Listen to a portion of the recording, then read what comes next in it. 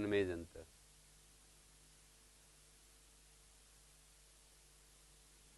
सन्निपात लक्षण विधिर्निमित्तम तद विघातस्य परिभाषा के प्रयोजन चल रहे हैं। पहला प्रयोजन दिया है, ग्रामणी कुलम में ह्रस्व करने पर ह्रस्व से प्रतिकृति तुक प्राप्त होता है, इस परिभाषा के कारण नहीं होता। ग्रामणी को ह्रस्व करने के बाद इको ह्रस्व ज्ञो गालवस्य, क्योंकि समस्त पद है ना, तो इको ह्रस्व ज्ञो गालवस्य ह्रस्व होने के बाद फिर तुक पाता है।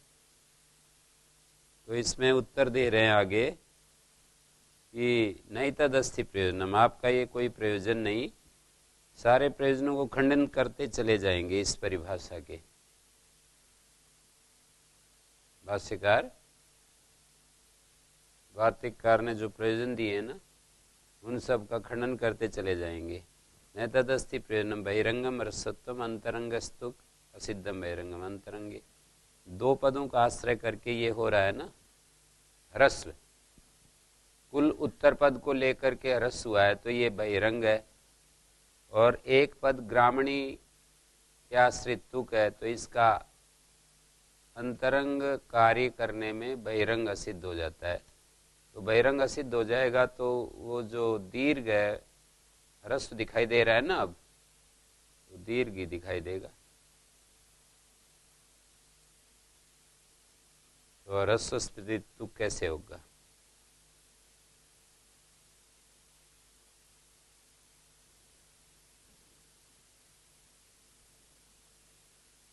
तो यहां पर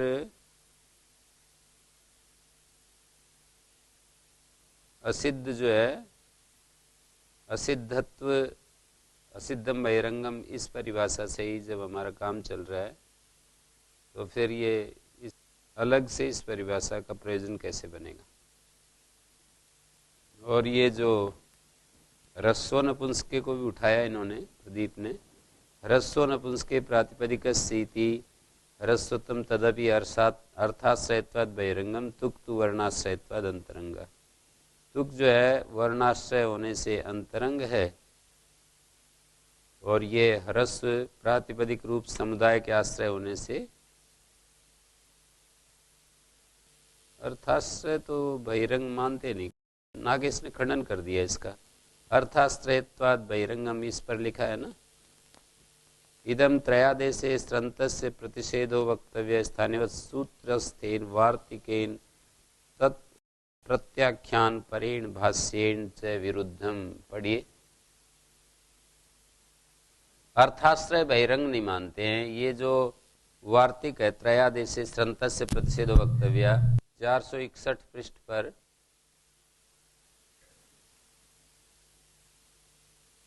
इसी भाग के 461 पृष्ठ पर यह वार्तिक है, त्रयादेशे स्रंतस्य प्रतिषेधो वक्तव्य। निकाल के देख सकते हो। उस वार्तिक पर, उस वार्तिक का खंडन करते समय जो दिशा दी गई है उससे विरुद्ध जा रहा है। मिला 461 पर? तो त्रयादेशे स्रंतस्य प्रतिषेधो वक्तव्य, इस पर जो वार्तिक के खंडन में जो भाष्य है उससे विरुद्ध जा रहा है, तो अर्थाश्रय बहिरंगत्व तो नहीं मानते हैं। तो क्या कहना चाहिए फिर? तो नागेश ने अपना सुझाव दिया, प्रातिपदिक रूप समुदाय आश्रयत्वात्। प्रातिपदिक रूप समुदाय के आश्रय से है ये, उस वार्तिक का खंडन किया है भाष्यकार ने।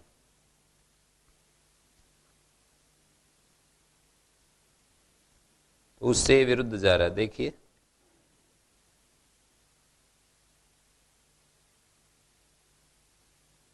त्रयादेशे स्रंतस्य प्रतिषेध, त्रयादेशे स्रंतस्य प्रतिषेधत्वे तिस्त्रीणाम तिस्त्री भावे कृते त्रयस्त्रया त्रयादेश प्राप्नोति।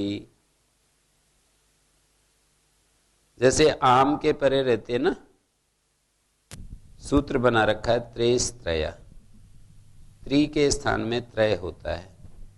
पहले हमने किया त्रि को तिस्त्री आदेश, स्थानीय भाव से तिस्त्री बन गया त्रि, फिर त्रेस त्रय, त्रि के स्थान में त्रयादेश प्राप्त हुआ आम के परिवर्ते। तीसरे नाम की जगह त्रयाणाम ही रूप पाने लगेगा।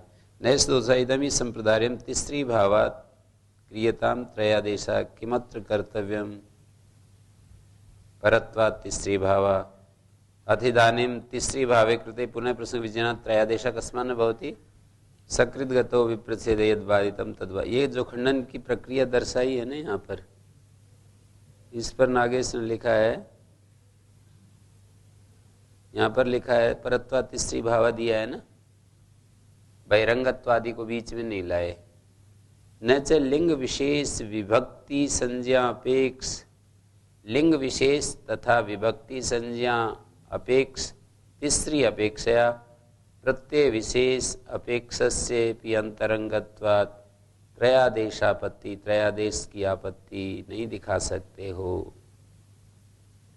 किंच स्वरूपेण उपादाने विशेष अपेक्षत्व कृत बहिरंगत्वं न इति अर्थस्य पादपद इति सूत्रे भाष्ये ध्वनितत्वेन सर्वथा त्रयादेशस्य अंतरंगत्वम इति वाच्यम, वाच्यम के साथ न जाकर जुड़ेगा। ऐसे प्रसंगों में जो वाच्यम शब्द आएगा ना, इति न वाच्यम, ऐसा नहीं कहना। कोई ऐसा कह सकता है तो उसकी तरफ से प्रसंग उठा करके और ये भाषा बनाते हैं। न च, जैसे न च शुरू करते हैं ना, जब न च, तो वो वाच्यम से जाकर के न जुड़ जाएगा। और ये ऐसे समझना चाहिए कि कोई ऐसा कहे तो उसका खंडन कर रहे हैं। न च लिंग विशेष विभक्ति संज्ञा अपेक्ष,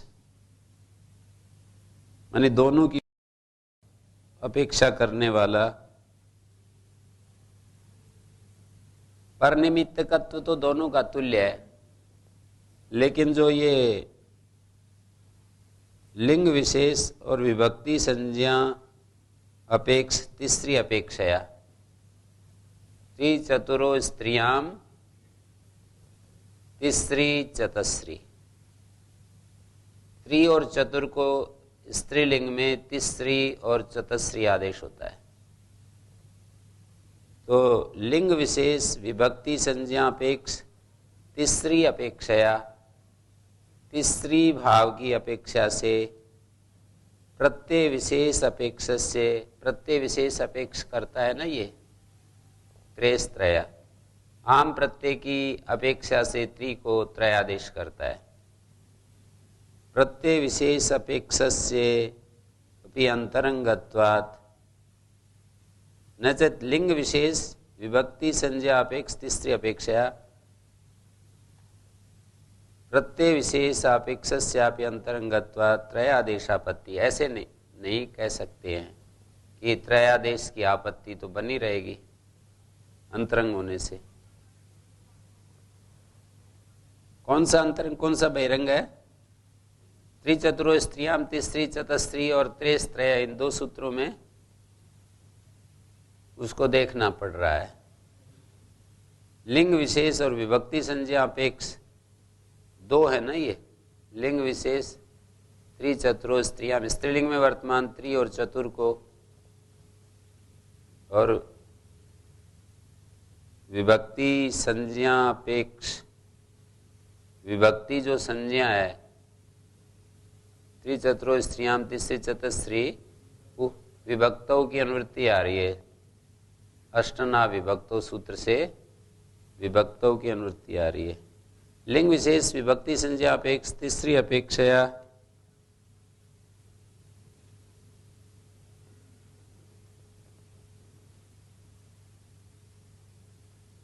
प्रत्यय विशेषापेक्षस्यापि अंतरंगत्वात्। इसको सिद्धांत नहीं मान रहे हैं, नीचे 6 नंबर टिप्पणी में दिया है ना, विशेषापेक्षात् सामान्यापेक्षम अंतरंगम इत्यस्य खंडितत्वात् आह। विशेषापेक्ष से सामान्यापेक्ष अंतरंग होता है ऐसा कोई कहे तो उसको, उसके लिए ये बात कह रहे हैं क्या, प्रत्यय विशेषापेक्षस्यापि अंतरंगत्वात् त्रयादेशापत्ति। किंच, और भी इसमें दूसरी युक्ति दे रहे हैं क्या युक्ति दे रहे हैं? स्वरूपेण उपादाने विशेषापेक्षत्व कृत बहिरंगत्वम न। विशेषापेक्ष के आधार पर जो बहिरंगत्व है वो नहीं होता है। पादापद सूत्र में ऐसा ध्वनित हुआ है, सर्वथा त्रयादेशस्य अंतरंगत्वम। कोई ये कहे कि त्रया सूत्र जो है वो अंतरंग है, इति न वाच्यम। इस पर नागेश लिखा आगे, अर्थ संज्ञाकृत बहिरंगत्व शास्त्रे नाश्रयणात् एतेन चतस्रा इत्यपि व्याख्यातमिति दिक्। अर्थ संज्ञाकृत, अर्थकृत और संज्ञाकृत दो है। ये कृत का दोनों के साथ संबंध है। अर्थकृत और संज्ञाकृत जो बहिरंगत्व है उसको शास्त्र में आश्रय नहीं दिया गया है। अतएव न तिस्री चतस्री इति निषेधक। 7 नंबर टिप्पणी दिया, अतएव न तिस्री इति निषेधा कृति तु ग्रहणम चरितार्थम इति अन्यत्र स्पष्टम। तदाह दिक् एतेन चतस्रा इत्यपि। न तिस्री चतस्री कहाँ है सूत्र? 6ठे अध्याय के 4थे पद में है ना, प्रारंभ में ही है। कृति तु ग्रहणम चरितार्थमिति अन्यत्र स्पष्टम। और कृत विषय में तु ग्रहण ये कहाँ पता चला? न लोपा सुप स्वर संज्ञा तुग विधिषु कृति। वहां कृत में जो तुग ग्रहण किया है, न लोपा सुप स्वर संज्ञा तुग विधिषु कृति। न लोपा सुप स्वर संज्ञा तुग विधिषु, वहां पर कृत प्रत्यय में जो तुग ग्रहण किया है वो चरितार्थ होता है। न तिस्री निषेध, और ये संज्ञाकृत बहिरंगत्व और अर्थकृत बहिरंगत्व मान्य नहीं है शास्त्र में। अर्थकृत और संज्ञाकृत, संज्ञा के आधार पर जो बहिरंगता होती है या अर्थ के आधार पर जो बहिरंगता होती है वो मान्य नहीं है। तो नागेश इस बात को बार बार अपना सुझाव देता रहता है कि अर्थकृत और संज्ञाकृत बहिरंगत्व मान्य नहीं है। यही बात यहाँ पर लिखी है।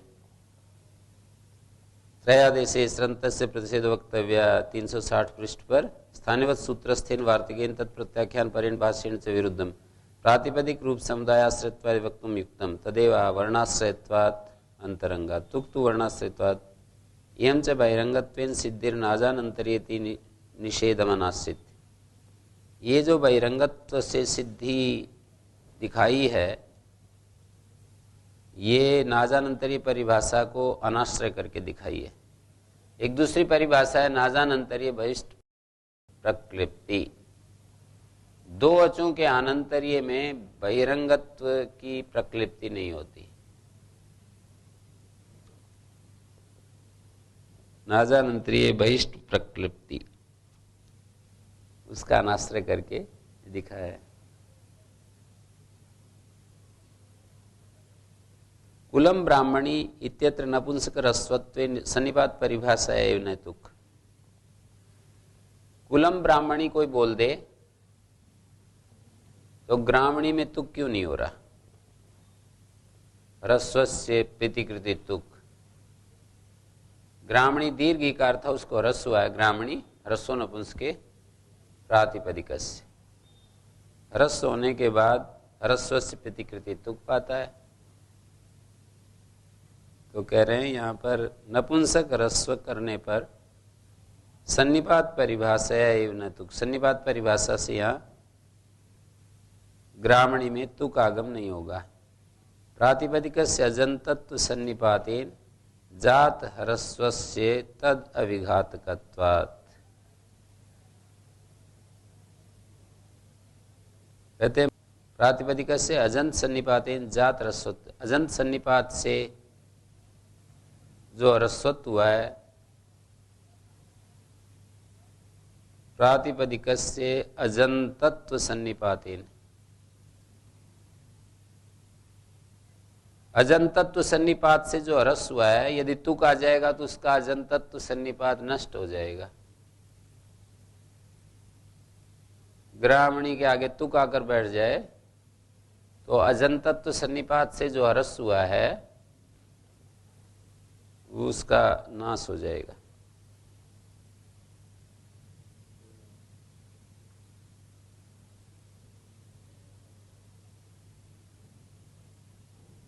ठीक है, तो आगे कहते हैं न लोपो वृत्रः भी, वृत्रः भी, भ्रूणः भी, ये जो उदाहरण है, वृत्रहन आगे भीष, भ्रूणहन आगे भीष, वृत्र को मारने वालों के द्वारा, भ्रूण का मारने वालों के द्वारा। अत्र न लोपे कृते ह्रस्वस्य प्रतिकृति तुक भवति इति तुक प्राप्नोति। यहाँ पर नलोप कर लेने पर ह्रस्व को पितिकृति तुक भवति, पितकृत में तुक होता है, तुक प्राप्त होता है। सन्निपात लक्षणों विधिर निमित्तम तद विघातस्य न दोषो भवति। वृत्रः भी इत्यादि में पद संज्ञा के द्वारा न लोप का सन्निपात लक्षणत्व दिखा रहे हैं। उद्योग देखिए, वृत्रहन आगे भी से ना, स्वादिष्ट सर्वनाम स्थाने पद संज्ञा हुई, नलोपा प्रातिपदिकांत से नलोप हो गया, तो पद संज्ञा के द्वारा नलोप सन्निपात लक्षणत्व। नलोप जो है सन्निपात लक्षण है और उसके बाद यहाँ तुक पाता है, ह्रस्वस्य प्रतिकृति तुक। एतदपि नास्ति प्रयोजनम असिद्धो न लोपा तस्य सिद्धत्वा न भविष्यति। न लोपा शुभ सर संज्ञा तुक विधिषु कृति सूत्र बना रखा है, तो न लोप असिद्ध हो जाएगा जैसे आप तुक करना चाहोगे।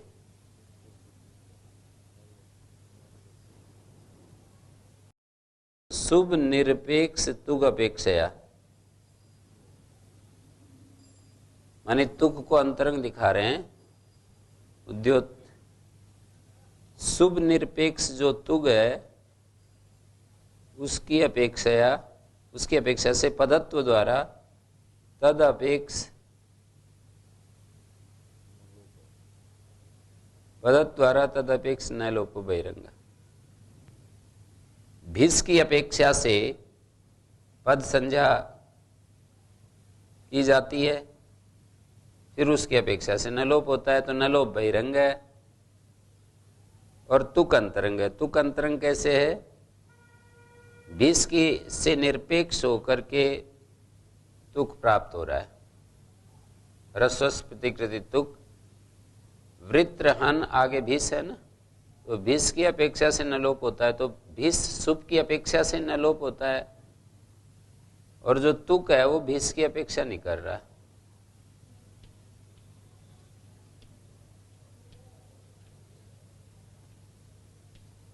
ये भिस की अपेक्षा से न लोप होता है ना, और तुक तो इसकी अपेक्षा नहीं करता है। ये लोप होकर के ये जो है क्विप प्रत्यय हुआ है, इसको अब मानकर यहाँ तुक इसकी अपेक्षा नहीं करता है, तो तुक अंतरंग है यहाँ, इसको इतने में ही होता है। ये भिस न लोप जो है ऐसे देखते हैं ना हम लोग, देखिए मैं दो निशान लगाए, न लोप के लिए नीचे वाली रेखा है और तुक के लिए ऊपर वाली। इसी तरह से आगे दिखा रहे हैं, उदुब्धत्वम अकित्वस्य निकुचिते, उदुब्धत्वम अकित्वस्य निमित्तम क्व निकुचिते। निकुचितम इत्यत्र न लोपे कृते उदुब्धात् भावादि कर्मण और निदर्शनम अकित्वम प्राप्नोति। सन्निपात लक्षण विधिर पीछे भी आया है ये तो। कुंच धातु से भाव में क्त प्रत्यय किया,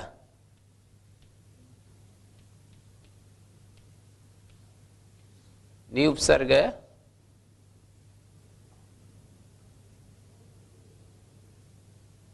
अनिदिता मलुबदाया किंगति कित कित परे रहते,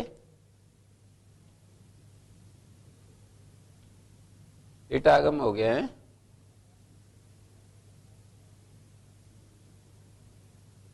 कित के कारण से उकार उपधा बनी, न का लोप होकर अनिदताम अलुपदाय किंगति लोप हुआ ना। कित के कारण से उकार उपधा हुई,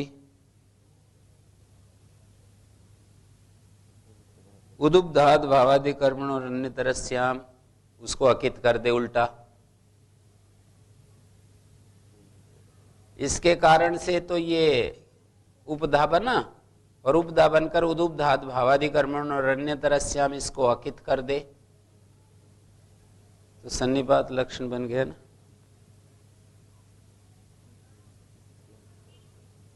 कित्व निमित्तम उदुपधत्तम, कित्व के कारण उदुपधत्ता या उदुपधाद अकित्वस्य अनिमित्तम। सन्निपात का नष्ट करने वाला जो अकित्व है, देखिए कित्व के सन्निपात से उकार उपधा आया ना, और इस सन्निपात को नष्ट करने वाला कित्व सन्निपात से उकार उपधा आया, और यही उकार उपधा कित्व को नष्ट कर दे। वहां पर वृत्र है भी में भी ऐसे ही हर जगह देखना है आप लोगों को। भिस सन्निपात से ह्रस्वत्व आया, और ह्रस्व जो है इस भिस के सन्निपात को नष्ट कर रहा है ना। तुक बीच में यदि आ जाए, वृत्रहन वृत्र है, यदि यहां पर तुक आ जाए तो भिस का सन्निपात नष्ट हो जाता है। सन्निपात को तद्विघात में जैसे हम अर्थ करते हैं, सन्निपात को नष्ट करने वाला, सन्निपात को नष्ट करने वाले का अनिमित्त होता है। सन्निपात को नष्ट करने वाला कौन है यहाँ? तुक। तुक ये अवयव का जो अवयव है वो समुदाय का अवयव नहीं होता है, इसको आश्रय करके कर रहे हैं। वृत्र है भी, हाँ सभी में ये पहले जैसे किए थे ग्रामणी कुलम में, वहाँ कहा था अवयव अवयवश्च समुदाया अवयव न भवति। ये तदा एतत् प्रयोजनम न त्वन्यथा। ये जो तदपेक्ष न लोप कह रहे हैं गुरुजी उद्योत में, वो तत् से तो सुप ले रहे हैं, सुप ऊपर में कितना पृष्ठ पर? 360 उद्योत। तदपेक्ष न लोपो वही रंग शुभ निरपेक्ष तुग अपेक्षया पदत्व द्वारा, तदपेक्ष माने शुभ अपेक्ष जी। तत्सत शुभ का वाचक है। शुभ की अपेक्षा से न लोप जो है वो बहिरंग है। एतद विनास्ति विनमस्तु अत्र अकित्वम, कहते हैं अकित होने दो, अकित होने दो, न धातु लोपार धातु के से प्रतिषेध हो जाएगा। बुद्धि खोलने के लिए ऐसे से वहां पर कहेंगे कि सन्निपात लक्षण परिभाषा से हाँ, उस सूत्र का जब खंडन करेंगे ना तो ऐसे बोलेंगे कि सन्निपात लक्षण विदीर्णमित्तम तद विघातस्य, हैं?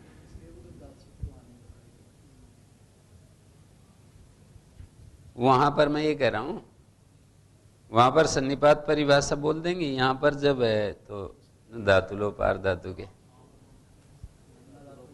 निकाल के देखो, न धातु लोपार धातु के 210 देखो।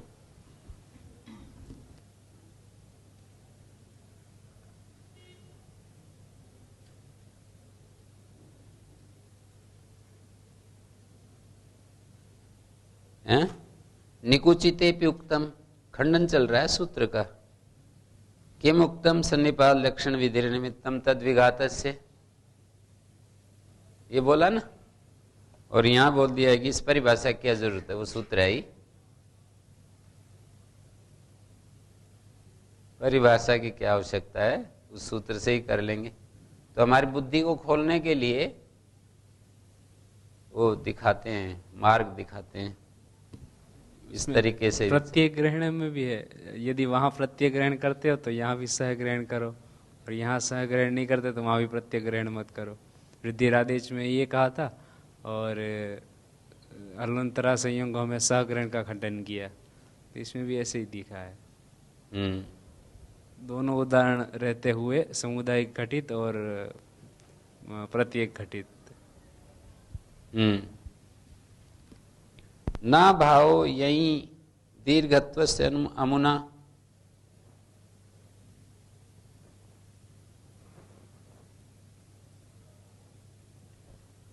ना भाव यही दीर्घत्व से अमुना, ना भाव यही दीर्घत्व से अनिमित्तम क्व अमुना, ना भाव कृते या तो दीर्घ यही सुपी से दीर्घत्व प्राप्त होती।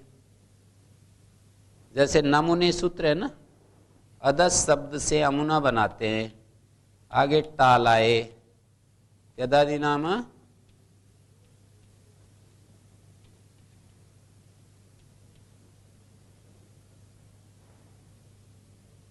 नमुने इत्यस्ययम् अर्थः ने कर्तव्ये मू भाव सिद्धो भवति न तो ने परत अपि यद दीर्घत्वं प्राप्नोति तत्।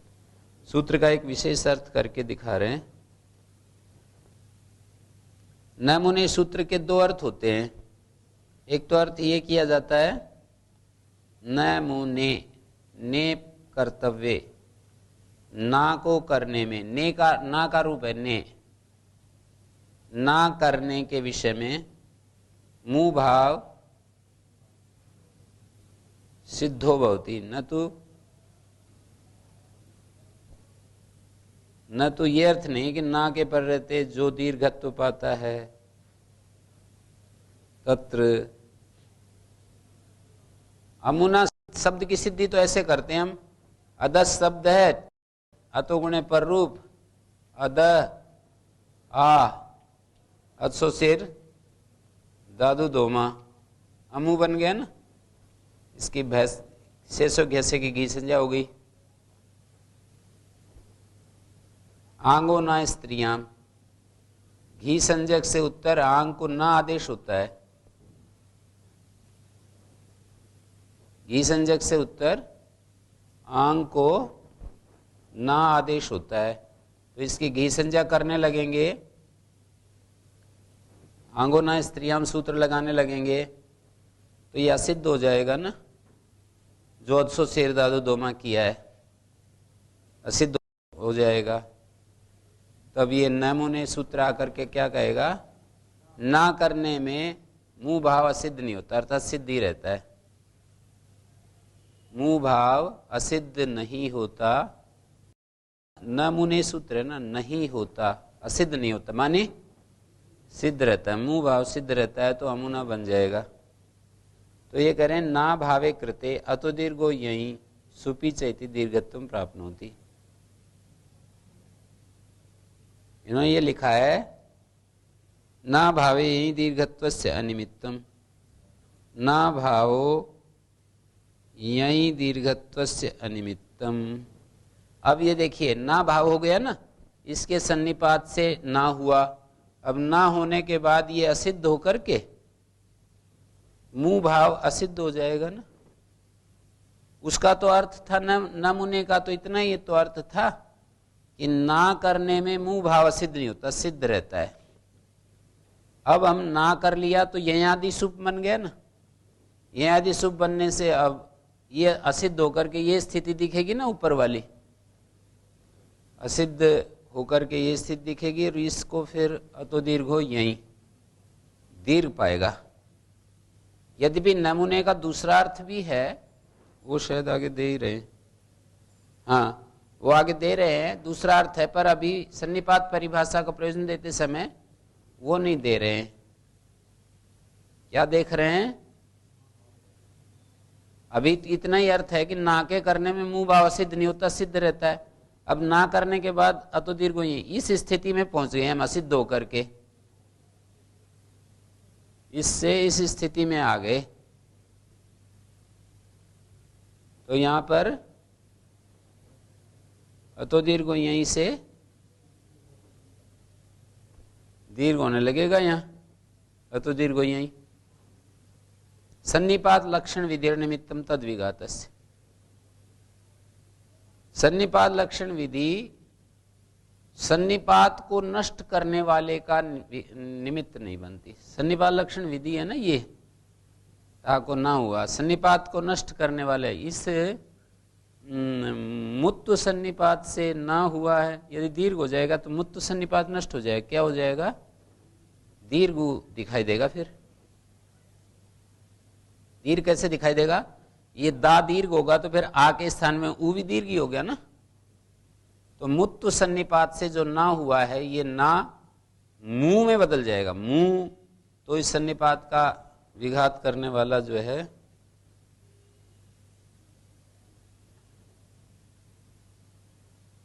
उकार सन्निपात निमित्त ना भाव दीर्घत्वस्य निमित्तम, दीर्घ का अनिमित्त रहता है। तो उत्तर देते हैं एतदपि नास्ति प्रयोजन वक्षते तत्। आचार्य वार्तिककार ये कहेंगे न मु तादेशे, ये कहेंगे तादेश का अर्थ है टाया आदेश, टायाम आदेश। वहां पर तादेश में अनेक विभक्त्यंत समास है, षष्ठी समास भी है, सप्तमी समास भी है। नमु टादेशे माने टा के स्थान में ना करने में भी मुंह भाव असिद्ध नहीं होता, और टायाम आदेश है, तादेश के परे रहते। जो टा के स्थान में ना कर लिया ना, इसके परे रहते भी मुंह भाव असिद्ध नहीं होता, सिद्ध ही रहता है। असिद्ध नहीं होगा तो वो अकारांत को करता है ना, तो दीर्घ यही तो वो कैसे करेगा? या यूं समझ लीजिए, उस सूत्र का अर्थ भी ऐसा करते हैं, ने परता यत् प्राप्नोति तद असिद्धम न भवति। ना के पर रहते जो पाता है, ना के पर रहते क्या पाता है? तो दीर्घ ही दीर्घ पाता है ना, तो वो असिद्ध नहीं होता। ना के पर रहते मुंह भाव असिद्ध नहीं होता। अब पूछेंगे कि ना कैसे आएगा? वृद्ध कुमारी न्याय से। सूत्र का अर्थ यदि हम ये करते हैं कि ना के परे रहते मुंह भाव असिद्ध नहीं होता, तो ना ही नहीं आ पा रहा है ना। फिर जो ये कह रहे हैं ना के पर रहते असिद्ध नहीं होता, मुंह भाव असिद्ध नहीं होता, इसे पता चलता है ना तो आता है। वृद्ध कुमारी न्याय भाष्यकार ने वहीं पर दिखाया है ये।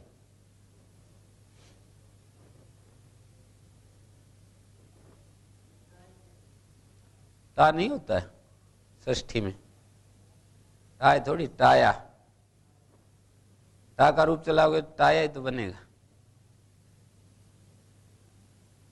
और सप्तमी में बनाएंगे तो टायाम।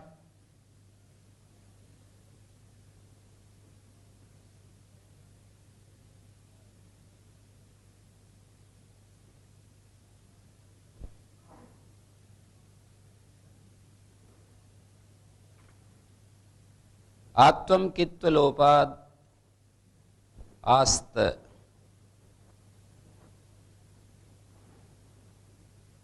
आत्वम कित्व से अनिमित्तम स्यात् क्व उपादास्त।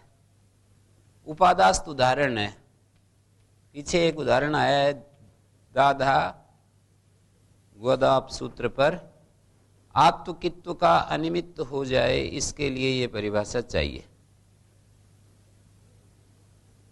आत्व जो है कित्व का अनिमित्त हो जाए। ये जो आत्व है दींग धातु को दा बनता है,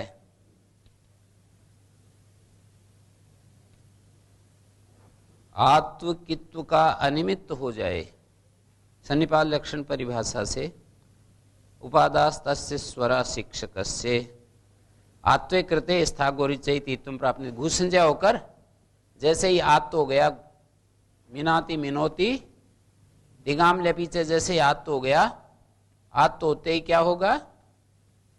घुसंज्ञा हो जाएगी। घुसंज्ञा होकर के स्थागोरिच्य से इत्व पाएगा। आत्वे कृते स्थागोरिच्य इत्वम प्राप्नोति। सन्निपात परिभाषा के कारण सन्निपात का नाश करने वाला, किसके सन्निपात से? यहां पर अकित्व के सन्निपात से। अकित्व के सन्निपात से ये दा हुआ है, क्योंकि एज विषय में आ होता है, और अकित के सन्निपात से एज विषय आत्म विधान अकित्व सन्निपात निमित्तम आत्म लिखा भी है ना। प्रदीप, एज विषय में आत्मविधान करने के कारण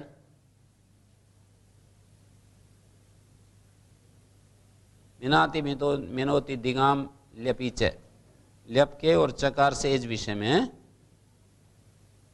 स्थागोरिच कित्व से निमित्तम, स्थागोरिच इसको कित कर रहा है, कित्व संनियुक्तम च इत्वम, और जो इत्व होता है वो कित्व के ही संयोग से होता है, कित्व के ही साथ साथ इत्व होता है।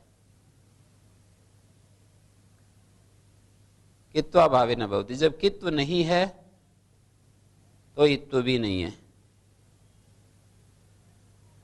कित्व के अभाव में इत्व भी नहीं होगा। स्थागोरिच्चे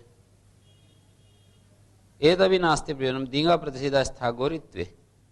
अब वहां पर तो ये दे देंगे, समझ रहे, ये देख लीजिए, वहां पर ये देंगे, जरूर ये परिभाषा दे देंगे। कितने पेज पर है ये परिभाषा? 292 पर।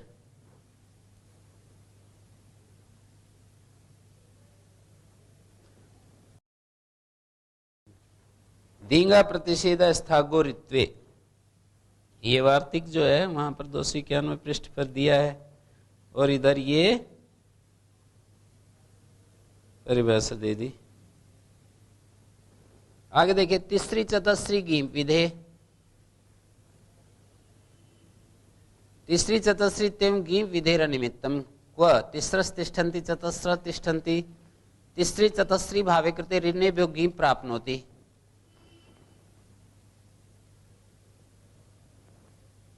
देखिए, तीसरी चतस्री भाव हो गया ना, सु औ जस, ये जो स्त्री प्रत्यय आते हैं बीच में आकर बैठते हैं ना, जैसे सात एता रूप आदि बनाते हैं, तो तद शब्द से विभक्ति आई, विभक्ति के बाद तेदादि नाम अत हुआ, फिर अजाद तष्टाप हुआ।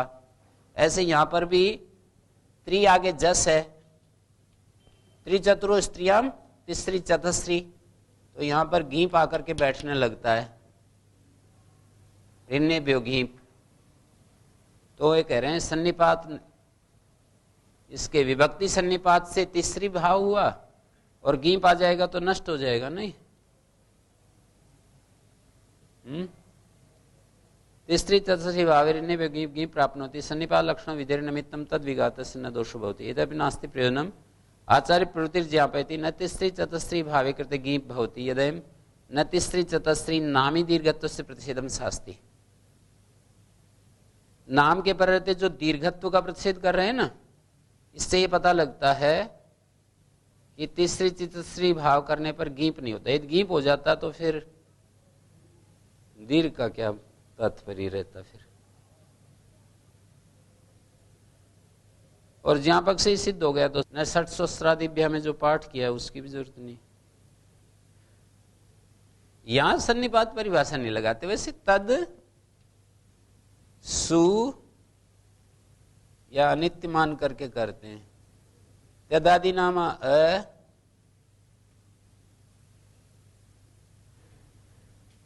और फिर अजाद्य तष्टाप,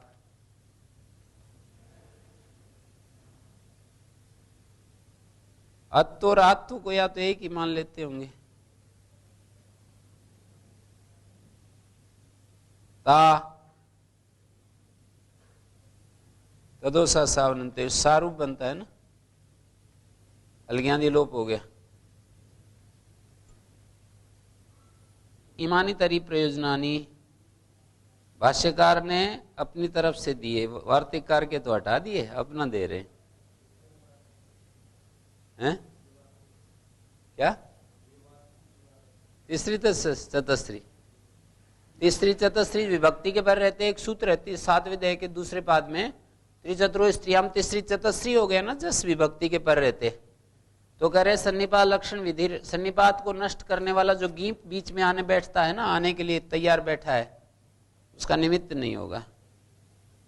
तो कह रहे हैं ये तद नास्ति प्रयोजनम, जो न तीसरी चतुस्त्री आम के पर रहते जो निषेध किया है, इसका मतलब यहां गीप नहीं आता। यदि गीप आ जाता तो आम के पर रहते निषेध करने की, दीर्घत्व के निषेध करने की कोई बात ही नहीं थी। यदि गीप आ जाता तो रूप ये बनता, गीप आ जाता तो रूप ये बनता, और फिर आम के पर रहते यहां पर इसका दीर्घत्व की निषेध की कोई बात ही नहीं थी। इदानी इमानी तरी प्रयोजनानि शतानि सहस्राणी, शत शब्द है ना, आगे जैसा सो सी हुआ, नपुंसक जलचा नुमागम हो गया, नुमी कृते स्नानता 67 संज्ञा प्राप्त होगी। सन्निपात लक्षण विधि निमित्तम तद विघात से, यहां पर नहीं कहा कि वहां अंत ग्रहण किया है, और वहां स्नानता 60 में जो अंत ग्रहण किया है, औपदेशिक जो है अपना प्रयोजन दे रहे हैं ना। सन्निपात लक्षण विधि ने तद विघात न दोष होती है।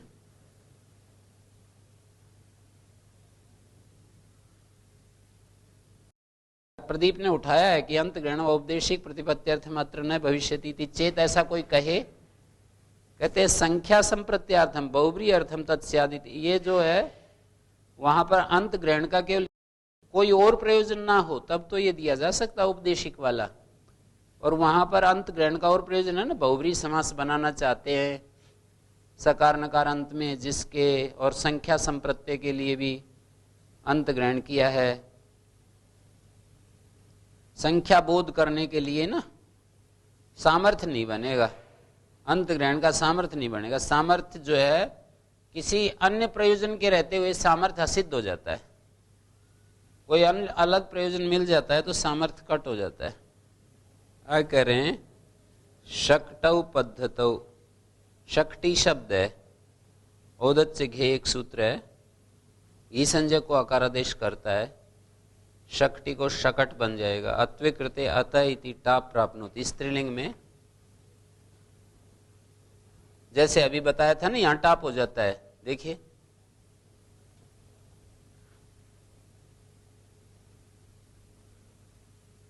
ये सा जो शब्द है यहां तो नहीं, सन्निपात परिभाषा नहीं लगाते, पर यहां शक्ति में दिखा रहे हैं, शक्ति है ना, गी विभक्ति है। औदत्य घे सूत्र ये कहता है कि गी के स्थान में तो औ होता है,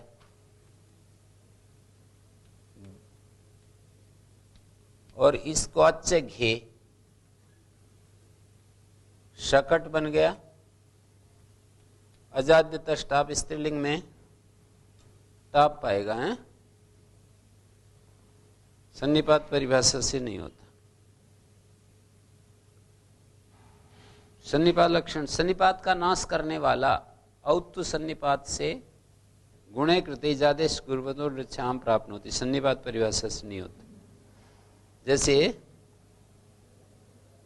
इस धातु है, लिट है,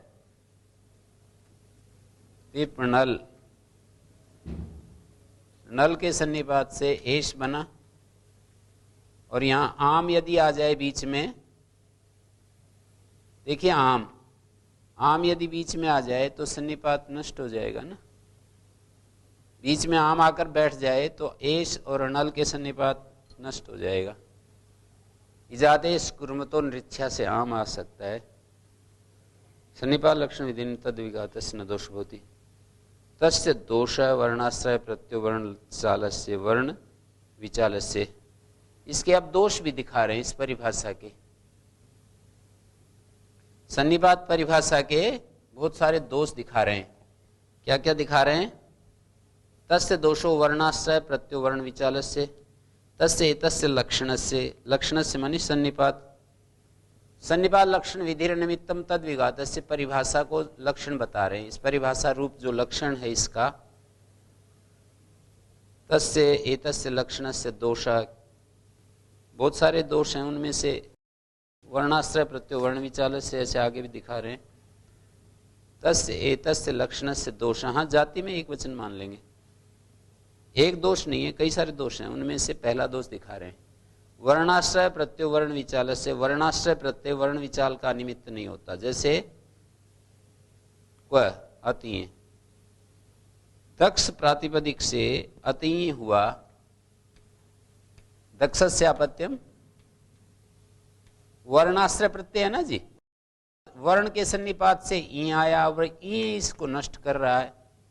अकार सन्निपात का विघात करने वाला अकार के सन्निपात से तो ई हुआ, और ई इस अ को नष्ट करने जा रहा है यस्य तीचे के द्वारा। इसकी भय संज्ञा होकर यस्य तीचे लोप।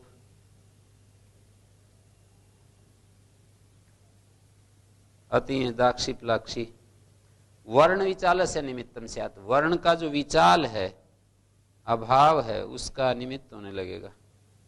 न प्रत्यय निपात लक्षण, समादाता कहता है वार्तिककार का था ना ये, वार्तिककार ने दोष दिया था ना इसका। भाष्यकार कह रहे हैं न प्रत्यय सन्निपात लक्षण, यहां प्रत्यय सन्निपात लक्षण कहाँ है?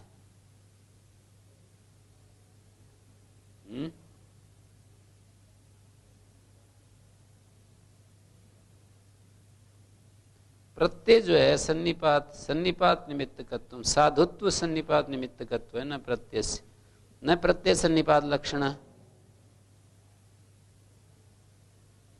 प्रदीप ने लिखा है कल्पित प्रकृति प्रत्यय विभागेन अन्वाख्यानात्, कल्पित प्रकृति प्रत्यय विभाग से अन्वाख्यान होता है ना, साधुत्व अन्वाख्यान, ये शब्द साधु होता है।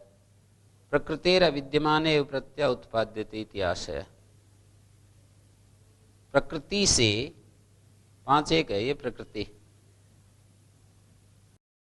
5-1 प्रकृति अविद्यमाना एव प्रत्यय उत्पाद्यते, पहले तो नहीं है ना वो प्रत्यय। कल्पित प्रकृति प्रत्यय विभाग के द्वारा सन्निपात तो वो होता है जब दो चीजें हों, ईय प्रत्यय है ही नहीं। देखिए ऐसी स्थिति है, ये जो कल्पित प्रकृति प्रत्यय विभाग के द्वारा, और यदि हम साधुत्व अन्वाख्यान भी बताएं तो साधुत्व का अन्वाख्यान कर रहे हैं। आगे से लिखा है ये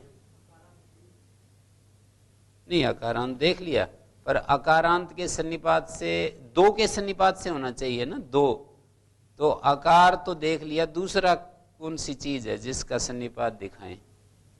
दो के संनियोग को सन्निपात कहते हैं ना।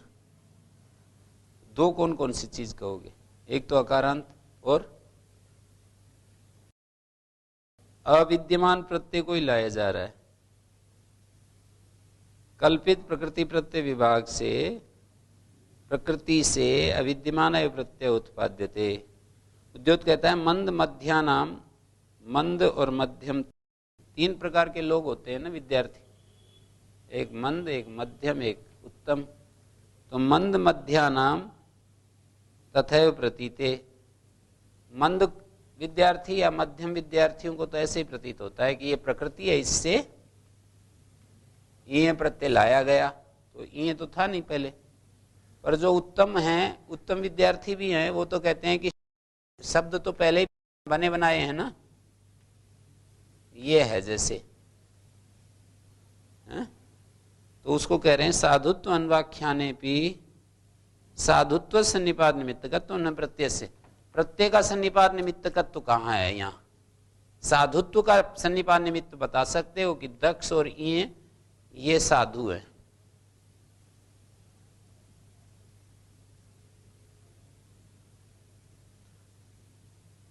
प्रयोगे व्यवस्थित से इकार से अन्वाख्यानम अनेन क्रियते, इकार का अन्वाख्यान कर रहा है ये सूत्र। अन्वाख्यान मानी साधुत्वेन अन्वाख्यानम, सन्निपात लक्षणत्व प्रत्यय से संभाव्यते, प्रत्यय का सन्निपात लक्षणत्व संभावित है साधुत्वावच्छिन्न से प्रत्यय से। तो बोल दिया न प्रत्यय सन्निपात लक्षणा अंग संज्ञा तर्य निमित्तम स्यात्। अब आगे वो कह रहे हैं अंग संज्ञा का निमित्त हो जाएगा। जैसे यहाँ पर इन दोनों के सन्निपात से अंग संज्ञा कर रहे हैं ना, सन्निपात लक्षण विधि दक्ष और ईय के सन्निपात से दक्ष की अंग संज्ञा हो या भय संज्ञा हो, और वही भय संज्ञा या अंग संज्ञा आकार को हटा करके इस सन्निपात को नष्ट कर रही है।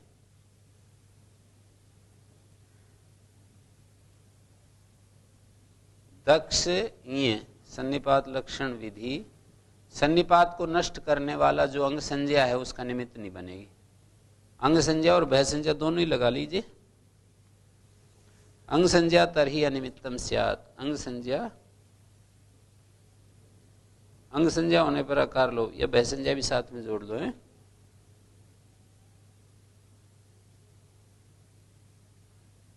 इसका परिभाषा का मूल क्या है आप ये बतलाओ जरा।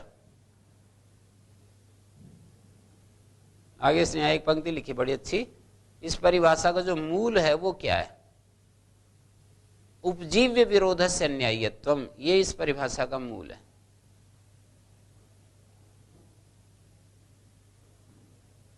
उपजीव्य विरोध का अन्यायत्व है, बीच में दिया ना नीचे से 364 पृष्ठ पर।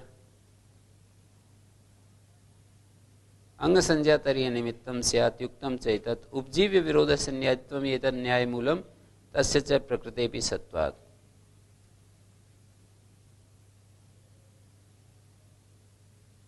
ठीक है, उपजीव्य विरोध क्या होता है? जैसे कोई धनी के आश्रय से, वही है उपजीव्य, धनी के सहारे से कोई निर्धन धनवान हो जाए तो धनी का नाश नहीं करता, उपजीव्य है वो। निर्धन तो उपजीवक है और जो धनी है उपजीव्य है। तो उपजीव्य विरोधस्य अन्यायत्वात्। आत्मपुग विधे क्रापयति,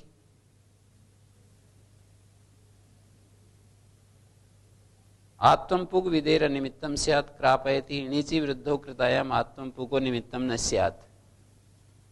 क्रींग जीनाम णौ, जैसे क्री है और आगे नीचे है और क्री को क्रा बन गया,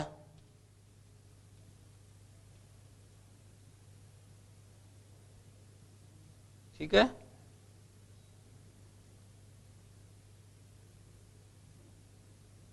क्री को क्रा हो गया ना, पुक का निमित्त नहीं हो सकता। अब ये णिच के सन्निपात से ई और णिच दो हो गए ना, ये ई और णिच के सन्निपात से आ हुआ। अब ये जो आ है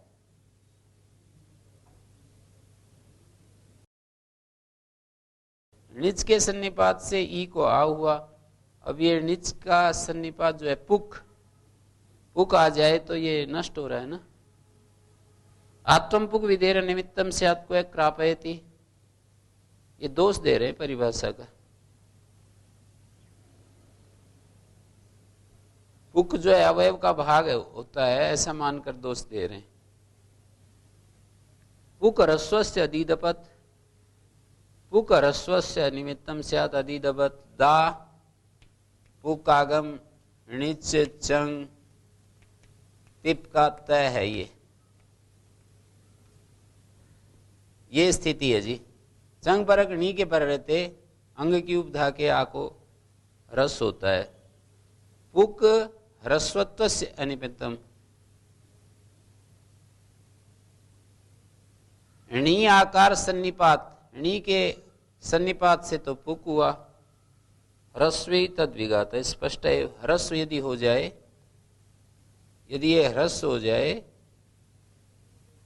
तब नी आकार सन्निपात निमित्ता पुक, ये ऐसा है ना। दा णी, तो आ और णी के सन्निपात से पुक आया, और यदि ये ह्रस्व हो जाए तो वो हो गया ना, सन्निपात नष्ट हो गया। णी आ चंग, ये स्थिति है।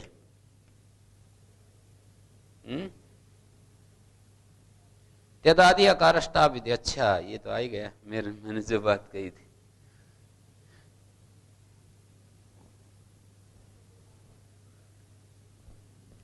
यद शब्द है और आगे सु, त्यदादि नाम, और ये यहां बीच में टाप आ गया तो सन्निपात नष्ट हो गया ना। त्यदादि अकारष्टा विधि निमित्तम स्यात् को या सा। यहां भाष्यकार पराक्रम नहीं दिखा रहे, सब कुछ स्वीकार करते जा रहे हैं। इड विधि आकार लोपस्य पपिवान, इड विधि आकार लोपस्य निमित्तम स्यात् क्व पपिवान तस्थिवान। वैसे ये आकार, इस सा वाला तो उदाहरण दिया जा सकता है, खंडन आचार्य प्रवृत्ति ज्ञापयति भवति अत्र, जैसे साचेत गया सास्याम क्रियेति, यहाँ आचार्य ने जो सा निर्देश किया है ना बहुत जगह,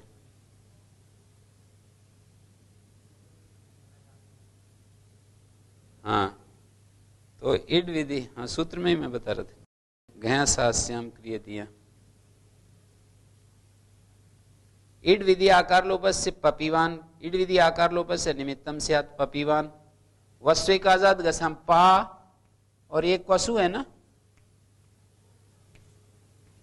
वस्वेकाजाद गसाम आकारांत लक्षण ईट होता है, पा इट वस।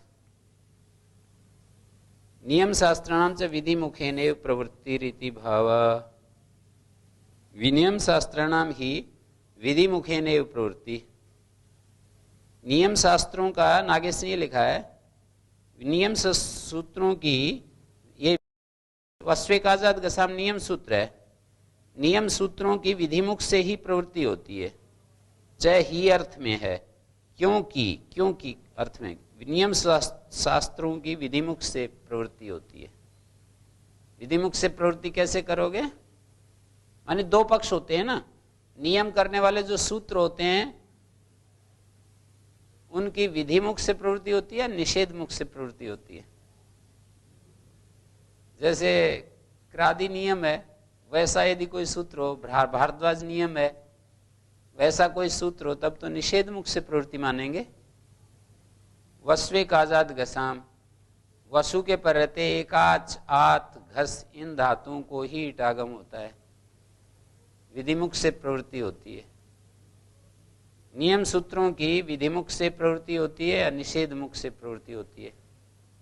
माने वही सूत्र वो कार्य करता है या पहले वाला जो सूत्र होता है, जैसे दो सूत्र अपने पास है, आर धातु का शेड वाला दे या वस्वेक आजाद घसाम, तो आर धातु का शेड वाला दे या क्रादि नियम, क्री स्त्री भ्री व्री स्तु द्रु श्रु श्रो लेटी से इटागम की प्राप्ति हो रही थी, फिर वस्वेक आजाद घसाम, आर धातु का शेड वाला दे, यहां पर लेट है ना, आर धातु का शेड वाला दे, क्वशु आर धातु का शेड वाला दे, वलादी आर धातु की टागम पाया, एकाज उपदेश अनुदातात मना हो गया। क्री श्री भ्री व्री स्तु द्रु श्रु श्रो लेटी, क्रादि 8 धातुओं को लिट में इट नहीं होता, बाकी सबको हो जाता है, लिट में इट नहीं होता, बाकी सबको हो जाता है, तो यहां पर प्राप्त हो गया। फिर वस्वेक आजाद घसाम, कृत दुर्वचन एकाश धातुओं को ही ईट होता है और आकारांत धातुओं को ही ईट होता है और घस को ईट होता है। वस्वेक आजाद घसाम, तो नियम सूत्र है वस्वेक आजाद घसाम। नियम सूत्रों की जो प्रवृत्ति होती है वो विधिमुख से ही प्रवृत्ति होती है। वस्वेक आजाद घसाम जो सूत्र है, नियम सूत्र है, इड विधि आकार लोपस्य निमित्तम स्यात्, जो ईड विधि है आकारांत धातु से तो ईट हुआ और ईट आकर के आसन्निपात से ईट हुआ और ये आसन्निपात को नष्ट कर देगा, आतोलोपिटीच है।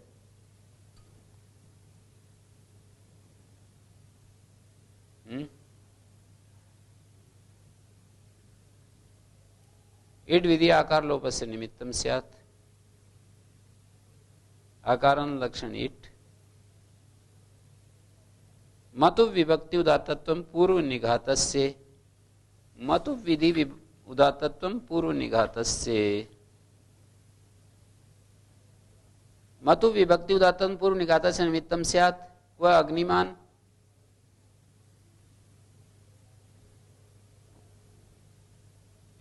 ये कह रहे हैं अग्नि आगे मतुप,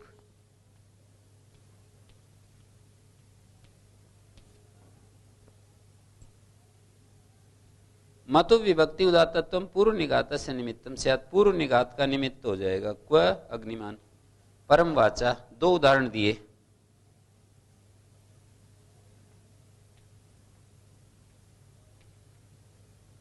आगे टा है ना,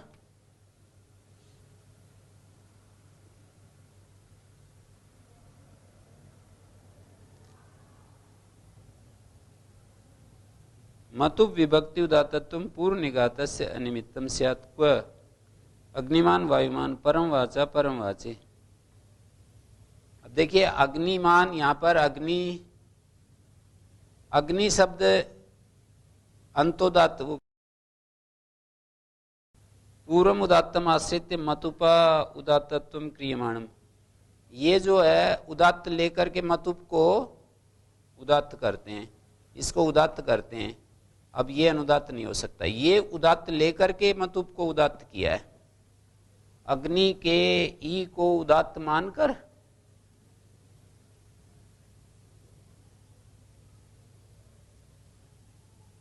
पूर्वम उदात्त, प्रदीप ने लिखा है ना, पूर्वम ह्रस्व नोटभ्याम मतुप, ये जो सूत्र है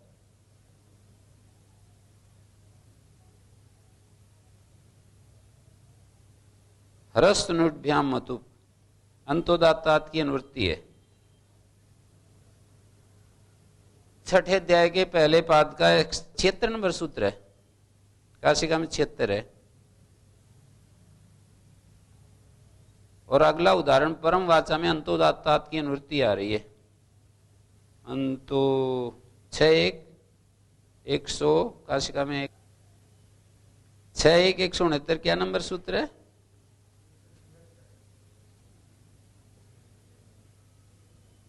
नहीं, ये तो रस नोटभ्याम मतुप एक सूत्र है और दूसरा परम वाचा वाला उदाहरण है ना, अंतोदाता दुत्तर पदार्थ धन्य तरस्य मनित समा से विभक्ति उदात्तत्व विधिमानम पूर्व निघात से निमित्तम स्यात्।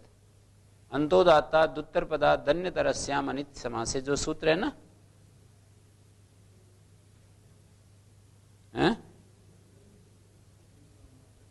हाँ जी, तो उस सूत्र से परमवाच अंतोदात्त है ना, ये देखिए ये अंतोदात्त है, विभक्ति को उदात्त कर रहे हैं। अंतोदात्ता दुत्तर पदार्थ तरस्यामनित समास से विभक्ति उदात्त होती है, विभक्ति उदात्त होगी तो ये फिर इसको अनुदात्त करेगा। विपरीत हो रहा है ना, उपजीव्य विरोध हो रहा है। जिसके आश्रय से वो उदात्त हुआ, वो उदात्त उसको ही फिर नष्ट करने जा रहा है।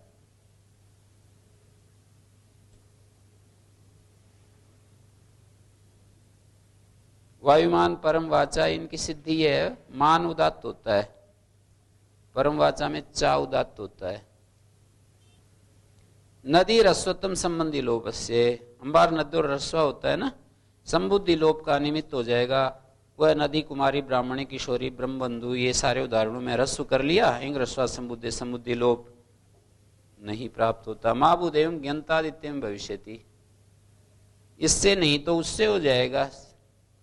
ह्रस्व हुआ है ना, तो स्थानीय वदादेशो अनल विदो। हलज्ञादि सूत्र में दीर्घ ग्रहण को ना देख करके ये ऐसा बोल रहे हैं। महाभूदेव ज्ञातादित्यम भविष्यति, ज्ञंत मान करके हो जाएगा। तत्र कृते भी ह्रस्वत्व स्थानीयवत भावात भविष्यति इति भावा। मान लीजिए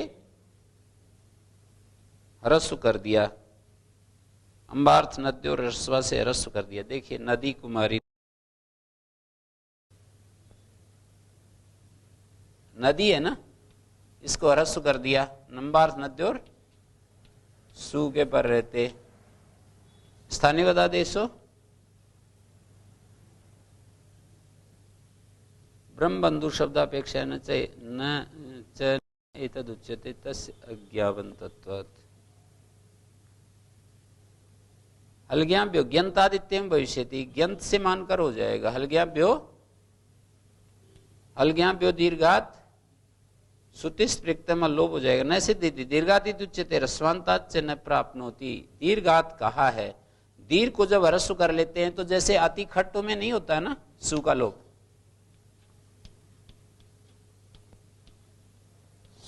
जैसे यहाँ नहीं होता ऐसे यहाँ भी नहीं पाएगा। इदम ही संप्रदाय में ह्रस्व करें या संबुद्धि लोप करें, कहाँ पर? यहाँ पर कह रहे हैं पहले ही हम सु का लोप कर सकते हैं ना, फिर ह्रस्व कर सकते हैं। इदम ही संप्रदाय में ह्रस्वोत्तम क्रियदाम संबुद्धि लोप की मात्र परत्वाद ह्रस्वोत्तम, परत्व से ह्रस्व पाएगा, ये स्थिति पाएगी। नित्य संबुद्धि लोपा कृते ह्रस्वत्व प्राप्त होती, ह्रस्व करने पर भी पाएगा। अकृते भी कैसे पाएगा? करने पर भी संबुद्धि लोप पाता है, न करने पर भी। करने पर तो एंग ह्रस्वात् संबुद्धि से पाएगा, और न करने पर अलज्ञादि लोप से पाएगा। अनित्य संबुद्धि लोप, संबुद्धि लोप अनित्य नहीं कृत्य ह्रस्वत्व प्राप्त होती, कैसे? सन्निपात लक्षण विधिर निमित्तम तद विघात। ठीक है, एते दोषा समाभूयांसो वा तस्मा नार्थो नया परिभाषा, ऐसा पूर्व पक्षी ने कह दिया, प्रकर्ष का आरोप करके बोल दिया ये दोष या तो बराबर हैं ज्यादा ही हैं। जो प्रयोजन दिए थे ना, एते दोषा समाभूयांसो वा, ये जो दोष हैं ये ज्यादा बराबर हैं, या परिभाषा के जो दोष प्रसंग हैं ये प्रयोजनों के बराबर हैं या ज्यादा ही हैं। तब ये कह रहे हैं आगे,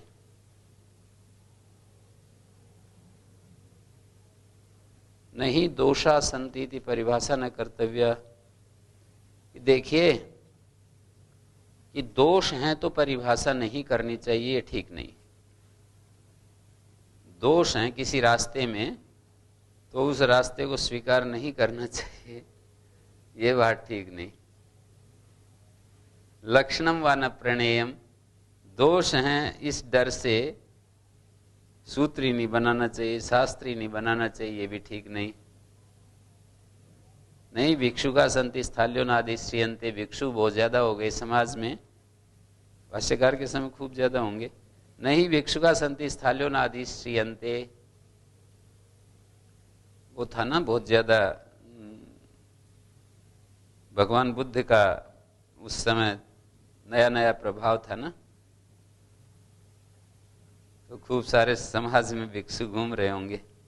तो नहीं भिक्षु का संति जिस थालियों न आदि श्रियंते, भिक्षु कहें तो थाली नहीं चढ़ाई जाती, ऐसा नहीं होता। और देखो मृग बहुत ज्यादा, मृग भी बहुत होंगे उस समय, न से मृगा संति थी अवान उपनते, गो धूम की बात कम आती है, जो की बात ज्यादा आती है?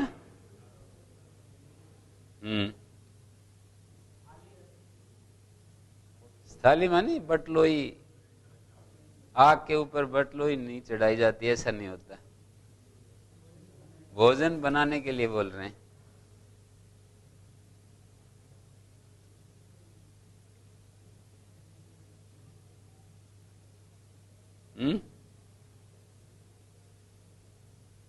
दोषा खलो भी साकल्यन परिगणिता, दोष तो संपूर्णता से गिनाए हैं, प्रयोजन तो उदाहरण मात्र दिए हैं।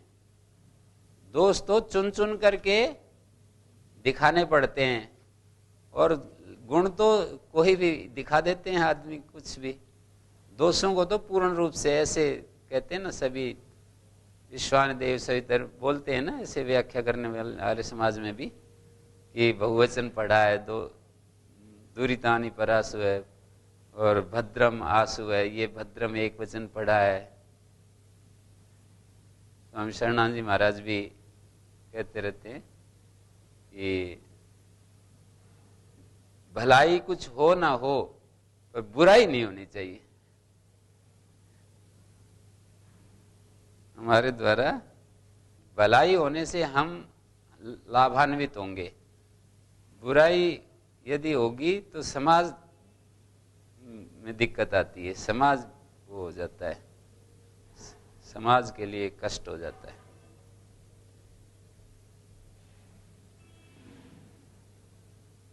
तो कुतः तत् नहीं दोषाणाम लक्षणम अस्ति, कैसे ये बात कि दोषों का कोई उपलक्षण नहीं होता है, हुआ करता है। लक्षण का अर्थ है उपलक्षण, लक्षणम पर नागेश नीचे दिखाया, उपलक्षकम रूपम नास्ति, दोषों को उपलक्षण के रूप में नहीं दिखाया जाता है। दोष तो चुन चुन कर पकड़ पकड़ करके एक एक दोष को पकड़ पकड़ कर देखा जाता है, हैं? दोषों का उपलक्षण नहीं बनता है कि ऐसे दोष और भी देख लो, और भी देख लो, उनको भी चुन करके पकड़ करके सामने लाकर देखना पड़ता है, ऐसे नहीं दोषाणाम लक्षणम अस्ति, लक्षणम उपलक्षणम अस्ति, उपलक्षक रूप नहीं है दोषों का। तस्मात् यानी तस्य परिभाषा प्रयोजनानि तदर्थम ऐसा परिभाषा कर्तव्य प्रतिविधेयम दोषेषु, और दोषों में प्रतिविधान करना चाहिए।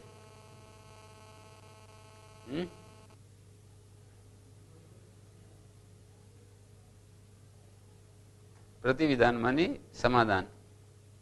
जो दोष हैं उनका कुछ उपाय करो, प्रतिविधान करो, उपाय करो। दोष आते हैं तो उपाय करो, परिभाषा तो बनाओ, हैं?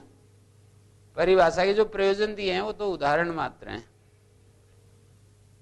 तो ये इस तरह से इस परिभाषा को इन्होंने सिद्ध कर दिया है।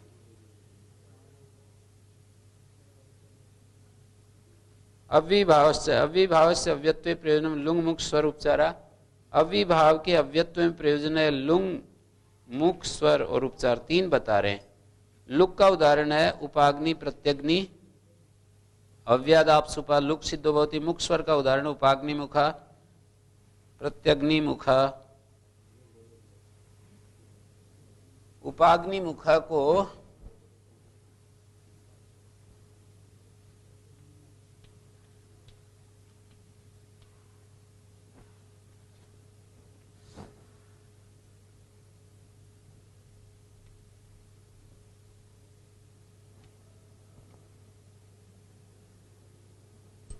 ठीक है।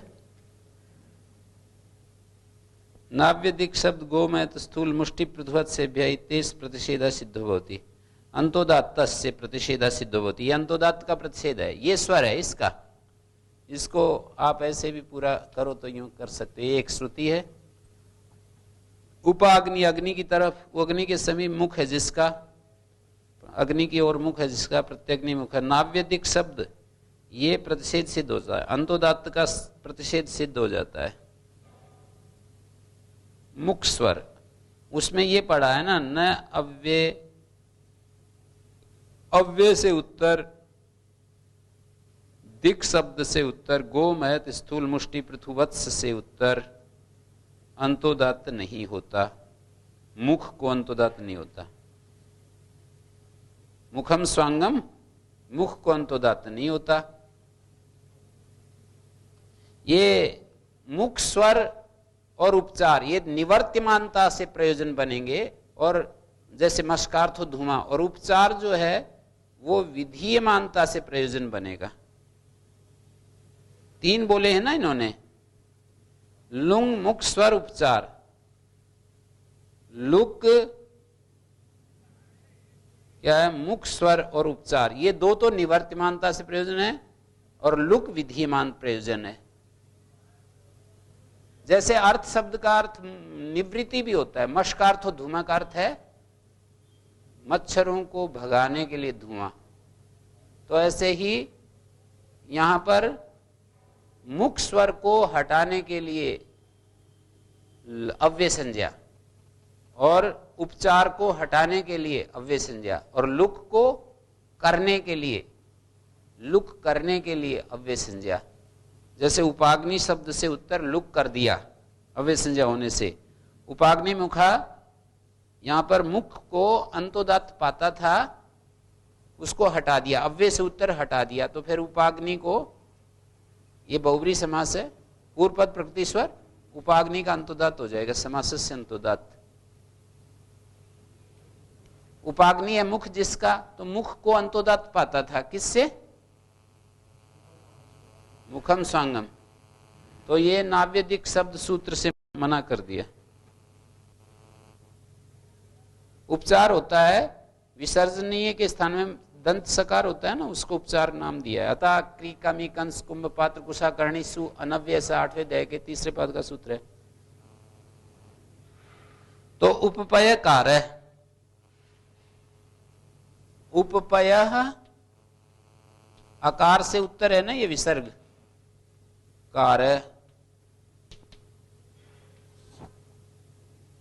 अताक्री कमी कंसकम पात्र कुशा कर्णीशु अनव्य से अनव्य विसर्जनीय होना चाहिए, वह अव्य विसर्जनीय है, तो ये अव्य विसर्जनीय होने के कारण इसका हट जाएगा।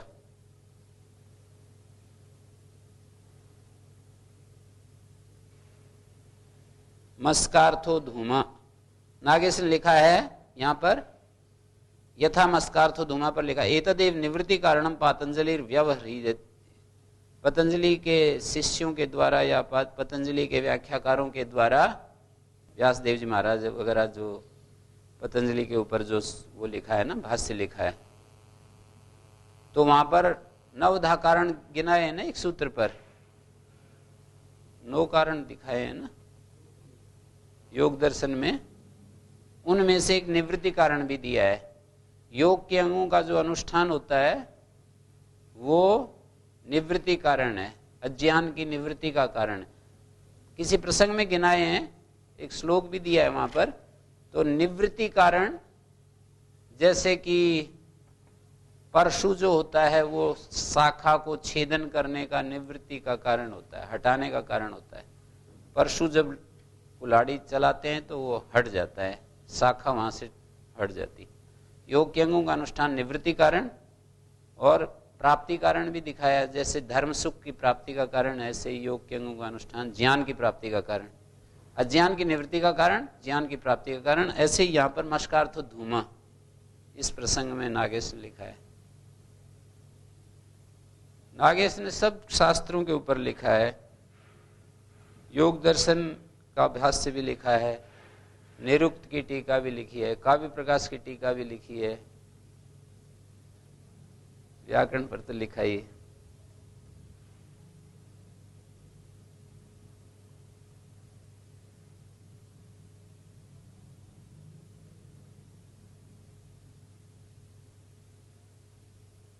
तो यहां पर किम पुनरितम परिगणनम, क्या ये परिगणन है, क्या ये परिगणन है, अवसित उदाहरण मात्रम या उदाहरण मात्र है। परिगणनम इत्या है, बिल्कुल परिगणन है, उदाहरण मात्र नहीं है। अपि खल्वप्याहु यदन्यद अव्यभाव श्रव्य कृतम प्राप्नोति तस्य प्रतिषेध वक्तव्य।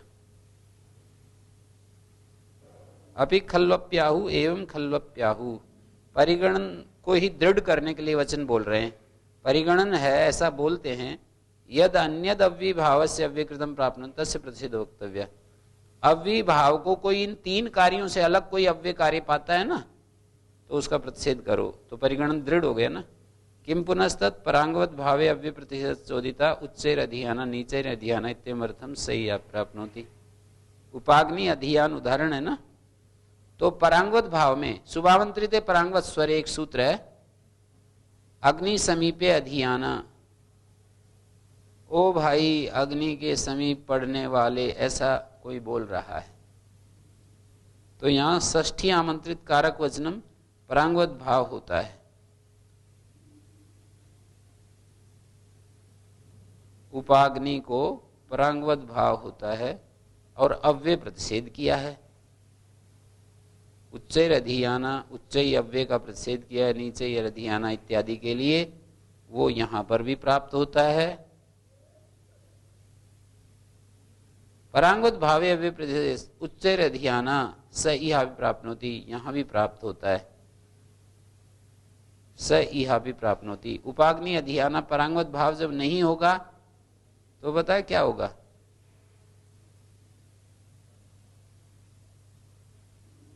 षष्ठी आमंत्रित कारक वचन परांगवत भाव भवति। षष्ठ्यंत को जैसे मद्राणाम राजन, षष्ठ्यंत को परांगवत भाव होता है, कुंडेन आटन,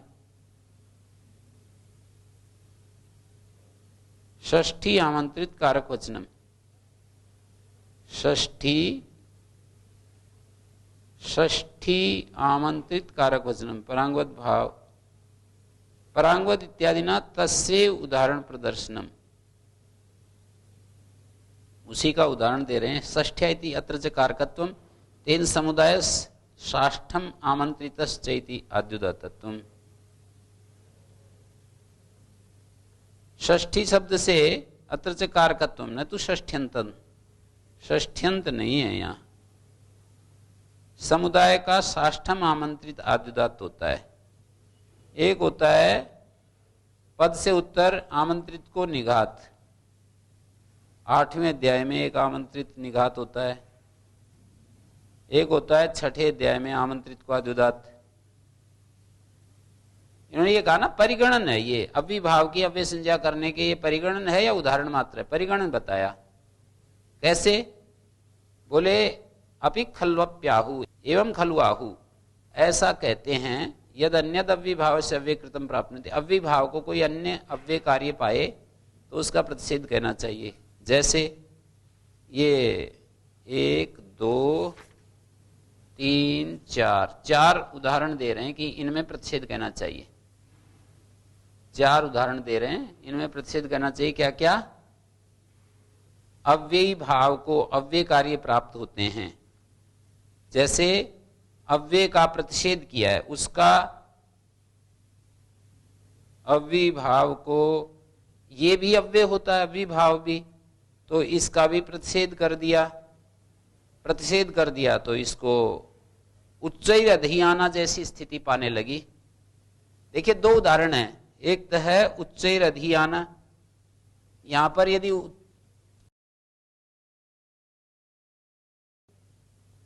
शुभामंत्रित परांगवत स्वरे सूत्र को सामने रख करके यदि आप विचार करोगे उच्चैर अधियाना, बोलिए वो सूत्र लगेगा या नहीं लगेगा? ये संबोधन है।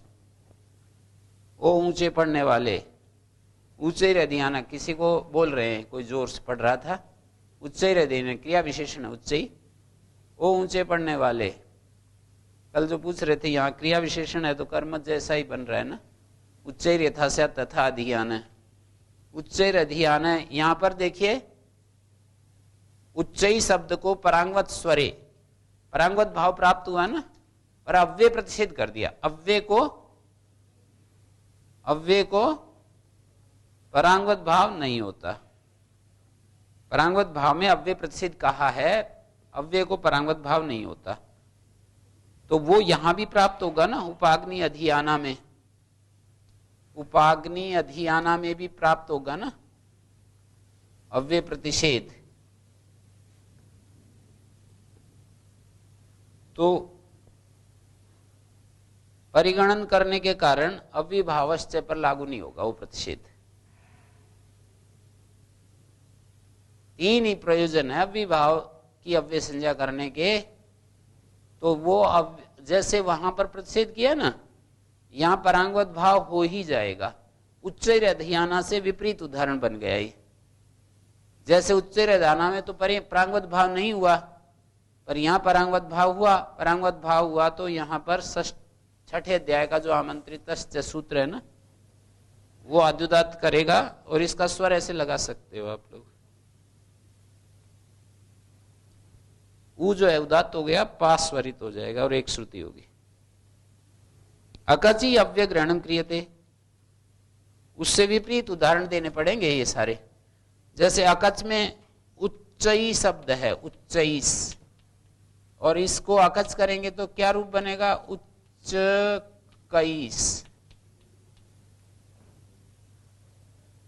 उच्च कई, नीच कई इत्यम अर्थम। अकची अव्यय ग्रहणम क्रियते, अकच में अव्यय पढ़ा है ना, अव्यय सर्वनामना, अव्यय से अकच होता है, वो अव्यय यहां भी पाएगा। उपाग्नि शब्द से भी अकच पाएगा ना, तो प्रागिवात कै हो जाएगा। यहां अव्यय से अकच, अव्यय में अव्यय ग्रहण किया है और ये अव्यभाव भी अव्यय है, लेकिन यहां तो केवल 3 काम गिना रखे हैं, ये अव्यय मान करके अकच नहीं होगा, कै प्रत्यय हो गया। उपाग्निकम, उपाग्न की अनिष्ट रूप होने लगेगा यदि ये परिगणन नहीं करेंगे ना, उपाग्न की बनने लगेगा। और वहां पर उपाग्नि अधियाना में यदि इस अव्यय कार्य को भी मानने लगेंगे तो प्रतिषेध अधियाना का उपाग्नि अधियाना जो उदाहरण दिया था ना, अधियाना का अलग फिर स्वर होगा, उपाग्नि का अलग। माने उच्चैर अधियाना में जैसे परांगवत भाव नहीं होता ना, उच्चई शब्द को अलग स्वर लगेगा, अधियाना का अलग। उच्चई से परे अधियाना निघात हो जाता है वहां पर। ऐसे मुम में अव्यय प्रतिषेध कहा है, अरुर दिस दजंत मुम, और वहां पर कहा है छठे अध्याय के तीसरे पद का सूत्र है खिति अनव्यय से मुम की, अरुर दिस ददंत से मुम, पहले खिति अनव्यय से, फिर नीचे है ये, तो उसमें अव्यय की अनुवृत्ति लाते हैं। अव्यय प्रतिषेध किया है मुम विषय में, अव्यय को नहीं होता मुम।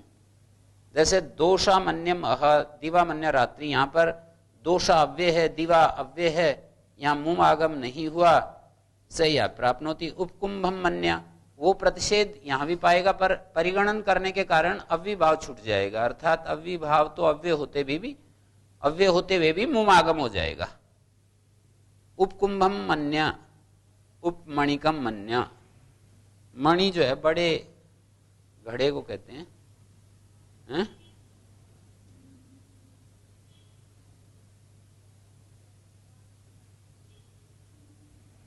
घड़े के समीप। अस्य चो अव्यय प्रतिषेध कहा है, दोषाभूतम अह दिवाभूता रात्रि इत्यादि के लिए ना अव्यय का। अस्य चो अव्यय भिन्न को आकार को ई करता है, सही है, प्राप्नोति उपकुंभी भूतम, यहां तो उपमणि की भूतम, यहां पर जो है अव्यभाव नहीं छूटेगा उस अव्यय प्रतिषेध से। तीन कार्यों में अव्यय संज्ञा होती है, इसको अव्यय नहीं मानेंगे उस काम के लिए। यदि परिगणनम क्रियते नार्थो अव्यभाव से अव्यय संज्ञा, परिगणन कर रहे हो तो फिर अव्यभाव की अव्यय संज्ञा से क्या प्रयोजन? कथम ना यानी अव्यभाव से अव्यत्व प्रयोजनानि, कहते हैं अव्यभाव की अव्यय संज्ञा करके जो प्रयोजन दिए वो कैसे सिद्ध होंगे? नहीं तानी संति यत्तावदुच्यते लुग इति आचार्य प्रवृत्ति ज्ञापयति भवति अव्यभावा लुग यदेम नाव्ययी भावादिति प्रतिषेधम शास्ति। ज्ञापक से ये बात सिद्ध हो रही है कि अव्यभाव से उत्तर विभक्ति का लुक होता है। जो आपने लुक प्रयोजन दिया ना, नाव्ययी भावाद तो पंचम्या सूत्र से, नाव्ययी भावाद तो से जो अव्यभाव से उत्तर जो निषेध किया है कि विभक्ति लुक नहीं होती, उससे पता लगता है कि विभक्ति लुक होती है। अव्यभाव से उत्तर विभक्ति का लुक होता है। ठीक है, उपचार 8-3-45 सूत्र है ना, अतः क्रिकमी कंस कुंभ पात्र कुशा करणी सु अनव्य नहीं, हाँ नित्यम समासेन उत्तर पदस्थ 45 8-3-45 उत्तर पदस्थ की अनुवृत्ति आ रही है उस सूत्र में। अतः क्रिकमी कंस उपपय कामा इत्यादि जो उदाहरण बनेंगे,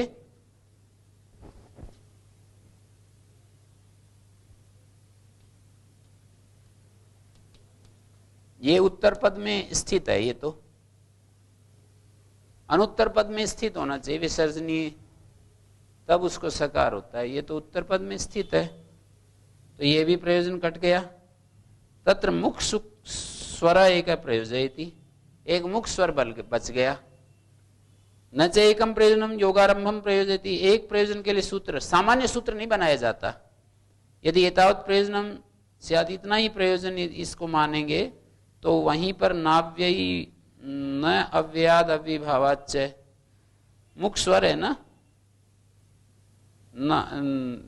वहीं पर अव्यभाव से उत्तर कर देंगे। ये जो सूत्र है अपना क्या है, नावेदिक शब्द गो मैत स्थूल मुष्टि पृथुवत सेभ्या, वहां पर एक अव्यभाव शब्द डाल दीजिए, तो भी भाग्य अव्यय संज्ञा करने में प्रयोजन भाष्यकार ने हटा दिए। हाँ जी, मतलब अव्यभावात कह देंगे ना वहीं पर, छठे देंगे दूसरे पाद व मुख स्वर है ना, उसमें जो निषेध किया है ना, नाव्य दिक शब्द गो मैत, अव्यय से उत्तर दिक् शब्द से उत्तर, गोमैत स्थूल मुष्टि पृथुवत से उत्तर मुख स्वर नहीं होता, अव्यभाव से उत्तर भी मुख स्वर नहीं होता, ऐसा कह देंगे बस। अव्यय संज्ञा करो और फिर वहां जाओ, ऐसे करने की बजाय सीधा अव्यभावात एक शब्द और डालेंगे। ये अर्थ होगा कि अव्यभाव से उत्तर भी मुख स्वर नहीं होता। अव्यभाव समास तो कर ही रहे हैं, उसको थोड़ी मना कर रहे हैं। अव्यभाव समास की अव्यय संज्ञा के लिए विरोध कर रहे हैं। ये अव्यभाव समास की अव्यय संज्ञा करने की जरूरत नहीं है। अव्यभाव से उत्तर सीधा डायरेक्ट क्या करेंगे, निषेध कर देंगे।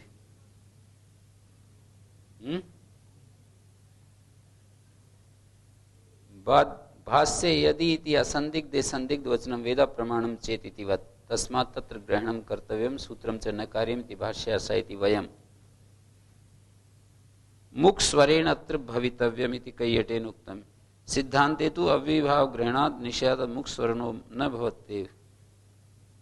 8 नंबर टिप्पणी में दिया मुख स्वरेण अत्र भवितव्य, मुख स्वर होना चाहिए। कैयट ने ये बात कही। सिद्धांत में तो अव्यभाव ग्रहणात् निषेधात् मुख स्वरो न भवति। उद्योत ने दिया यदि एतावत् प्रयोजनम स्यात्, यदि जो है ना असंदिग्ध में भी संदिग्धा विधान हो जाता है।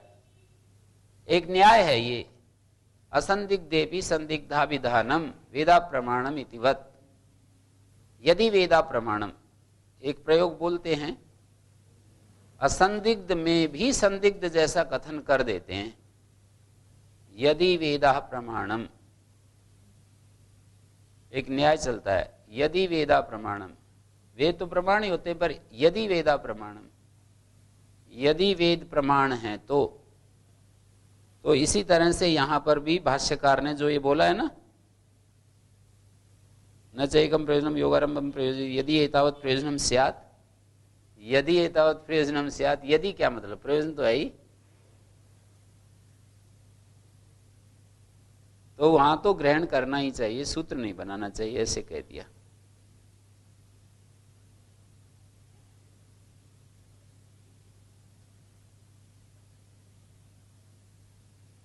और ये अन्येतु कैयट की व्याख्या, अन्येतु वर्णयति अन्य अनव्यम अव्यम भवति इति अन्वर्थ संज्ञा विज्ञानात् मुख स्वर निवृत्तिर भविष्यति न अर्थ सूत्रेण।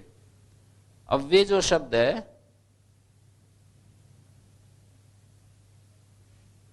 तत्रैव अयम ब्रूयात् नाव्ययात् अव्ययी भावाच्च, इस पर कैयट ने एक पंक्ति लिख दी है आहु कह करके,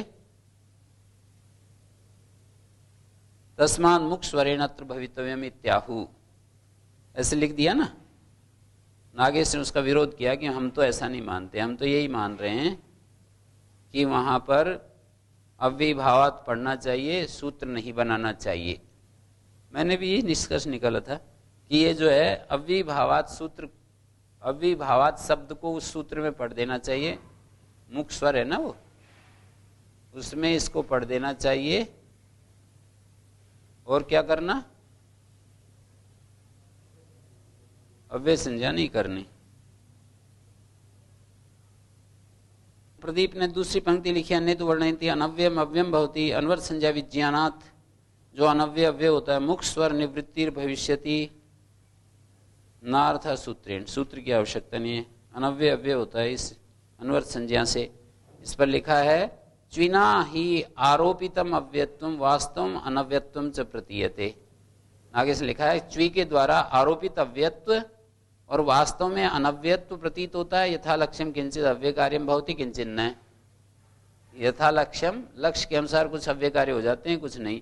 च्वी के द्वारा आरोपित अव्यत्व होता है ना, अनव्यय अव्यय होता है, मानी वास्तव में तो वो अनव्यय ही है पर आरोपित अव्यय है। जैसे जहां भी च्वी होगा वहां तो आरोपित ही होता है ना, च्वंत स्थल में सब जगह, जैसे शुक्ला शुक्ल संपद्यते शुक्ली भवति, आरोपित शुक्लत्व है और वास्तव में क्या है वो है? हाँ, अमहान महान संपन्न,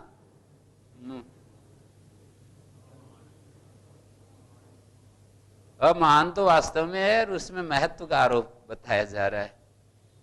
महत भूतस चंद्रमा उदाहरण देते हैं, महान महान संपन्ना महद्भूत चंद्रमा। च्वी के द्वारा च्वीना ही आरोपितम अव्यत्वम वास्तवम अनव्यत्वम च प्रतीयते यथा लक्ष्यम किंचित अव्यय कार्यम भवति किंचित न भवति है। स्वरादि पाठात सिद्धायाम अव्यय संज्ञायाम पुनर्वचनम अनित्यत्व ज्ञामान। कुछ लोग कहते हैं स्वरादि पाठ से ही अव्यय संज्ञा सिद्ध थी, पुनर्वचन अनित्यत्व ज्ञापन के लिए तेन कतिपयानि अव्यय कार्याणि भवन्ति तीनार्थ परिगणने तेषां वचनमंत्रेण विशेषे प्रमाणाभाव। विशेष माने कार्य विशेष। उनके मत में बिना सूत्र के विशेष माने कार्य विशेष में हमारे को प्रमाण नहीं मिलेगा, किसको करें किसको छोड़ें। किंच द्विर्बद्धम सुबद्धमिति न्यायन पुनर्विधानात् सार्वत्रिकत्वम एव स्याद् इत्यपि द्रष्टव्यम। ऐसे कह रहे हैं ना कि पुनः विधान किया है, इससे अव्यय संज्ञा का नित्यत्व ज्ञापित होता है, ऐसे कहा है काशिका में।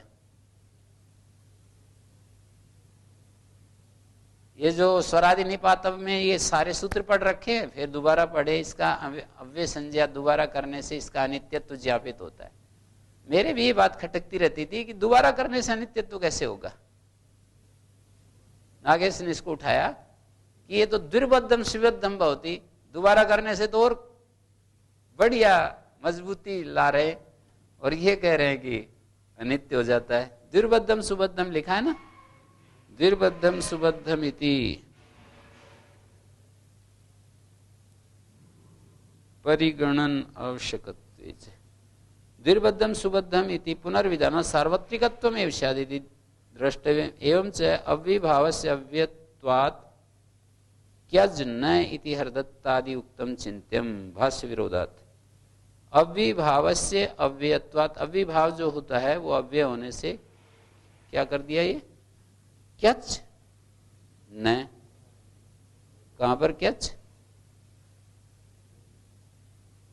अव्ययी भाव से अव्यत्वात्, अव्ययी भाव के अव्यय होने से क्यच नहीं होता। हरदत्तादि उक्तम चिंत्यम अन्य तो मुख स्वरे नाव्ययी भावादिति नोक्तम सूत्रम च कृतम तस्माद् अन्यद विप्रयोजनम। नद्या उपकूलम इत्यादि षष्ठी समास प्रतिषेधादि इत्याहु इति मतम हरिटीकायां स्पष्टम। तत् अभी खल्वप्याहु इत्यादि भाष्य अननुगणम। अभी खल्वप्याहु भाष्य से अननुगण है, जो और कोई प्रयोजन देते हैं तो। कुछ लोग ये प्रयोजन दिए, हरिटीका मानी भर्तृटीका में ये बात कही, षष्ठी समास प्रतिषेधादि इत्याहु।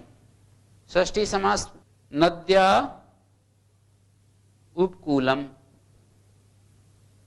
नद्या उपकूलम में क्या किया? एक सूत्र है दूसरे अध्याय के दूसरे पाद में, पूर्ण गुण स्वीतार्थ सदव्य तव्य समानाधिकरण। अव्यय के योग में षष्ठी का निषेध किया है, षष्ठी समास का निषेध। और अव्यय के योग में षष्ठी का भी निषेध है। न लोकाव्य निष्ठा खलर्थ त्रिनाम तीसरे पाद में, तो उसको दे रहे हैं ये नद्या उपकूलम। यहां पर षष्ठी समास प्रतिषेध आदि, हाँ षष्ठी और षष्ठी समास, जो षष्ठी तो कर दी इन्होंने, षष्ठी समास का प्रतिषेध दिखाया न पूर्ण गुण स्वीतार सदव्य। तो कहते ये तो भाष्य अनानुगण है, पीछे दिया ना 267 पेज पर। अपि खल्वप्याहु यद अन्यद अव्यभाव से अव्यकृतम प्राप्त तस्य प्रतिषेध वक्तव्य। परिगणन बतलाया है।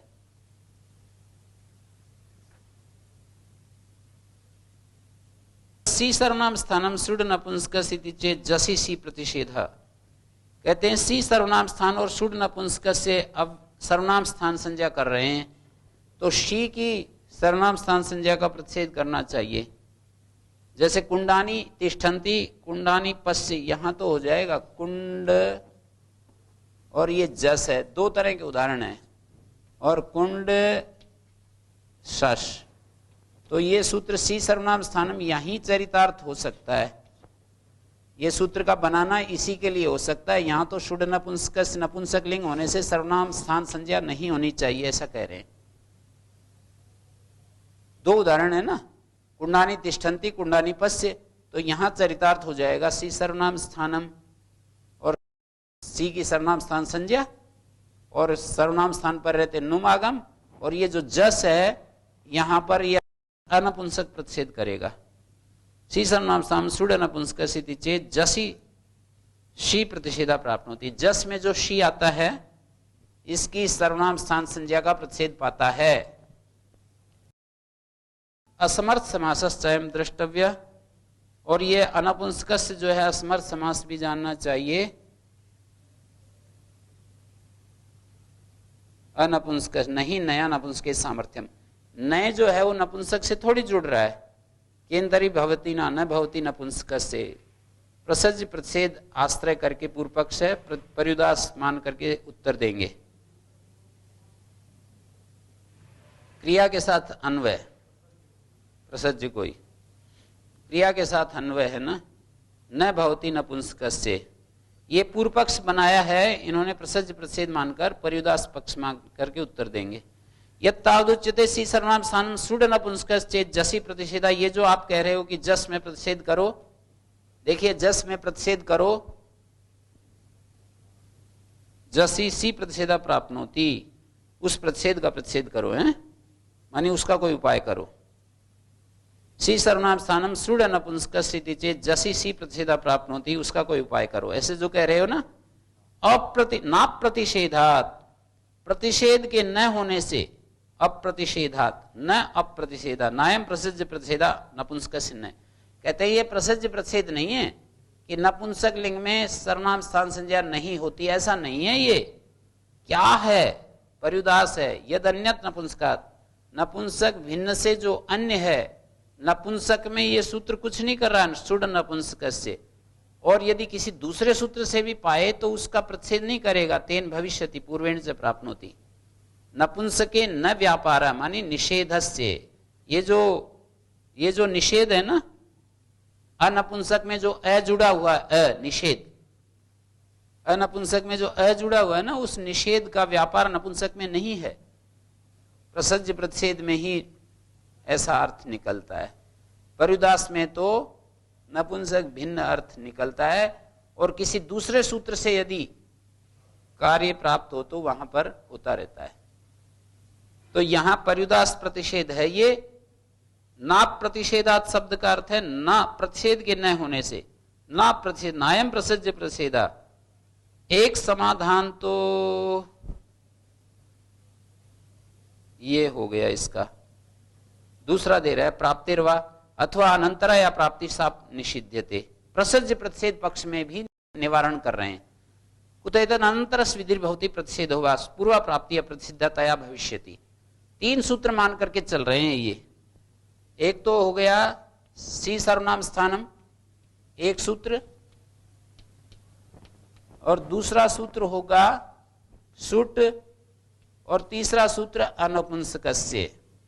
अनंतरस्य विधिर्भवति प्रतिषेध हुआ, इसके नियम से ये वाला सूत्र इसका ही सुट सूत्र से जो प्राएगी ना सर्वनाम संजय, उसी का निषेध करेगा, ऊपर वाले का नहीं करेगा, सी सर्वनाम स्थानम का।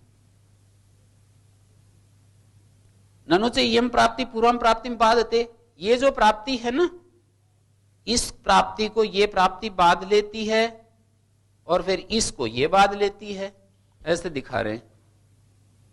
परत्व से परत्वात् सुटिति प्राप्ति, मतलब इन दोनों की प्राप्ति होने लगे इस विषय में, जस के विषय में। सी सर्वनाम स्थानम से भी पाया और सुट से इसका नाम सर्वनाम स्थान पाया, तो कह रहे हैं परत्व से इसकी प्राप्ति बाध लेगी, इसका फिर ये निषेध कर देगा। ननु च यम प्राप्ति पूर्वम प्राप्तिम बाधते, नोत्सहते प्रतिसिद्धा सती पूर्वम बाधितुम, कहते प्रतिसिद्ध होती हुई ये जो है ना, इसका निषेध इसके ऊपर वो लग रहा है ना, बैन लगा रखा है, तो इसको ये नहीं बाधी, कमजोर होगी, इसकी ताकत इसके द्वारा नपुंसक लिंग में क्षीण कर दी गई।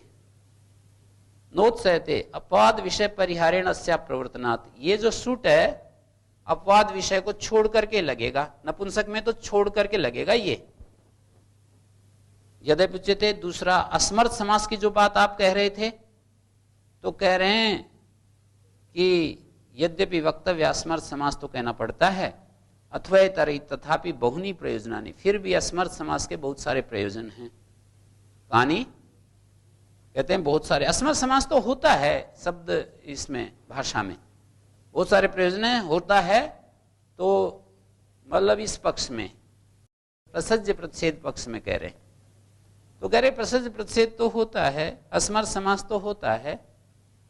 जैसे असूर्यम पश्यानि मुखानि, ऐसे मुख जो सूर्य को नहीं देखने वाले हैं, अर्थात अंदर ही अंदर रहते हैं। अपुनर्गेया श्लोका, ऐसे श्लोक जो दोबारा नहीं गाने योग्य। एक बार कोई किसी की प्रशंसा में मान लीजिए गा दिए तो वो दोबारा नहीं गाए जाते हैं, दूसरी जगह थोड़ी गाएंगे हम। एक बार कोई आया, राज्यपाल आए और उनकी प्रशंसा में गा दिए, अब कोई दूसरा आएगा तो उसके अपुनर्गे श्लोक, यहां पुनर्न गया श्लोका। अश्राद्ध भोजी ब्राह्मण, ऐसा ब्राह्मण जो श्राद्ध को न खाने वाला है। श्राद्ध खाने की परंपरा तो, श्राद्ध जो है ना, ये तो परंपरा चल पड़ी थी। श्राद्ध भोजी, अश्राद्ध भोजी ब्राह्मण, तो इसलिए ये बहुत सारे शब्द, अलवण भोजी ब्राह्मण, लवण न खाने वाला ब्राह्मण। तो इन सब प्रयोगों से लगता है असमर्थ समास तो होता है।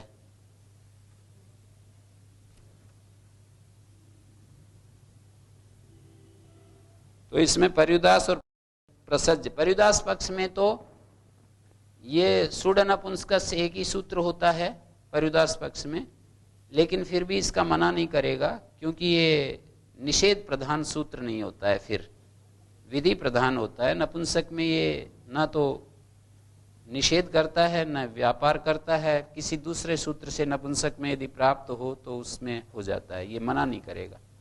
और प्रसज्य प्रतिषेध में ये सूत्र इसका मना करता है, इसका मना नहीं करता है। ओम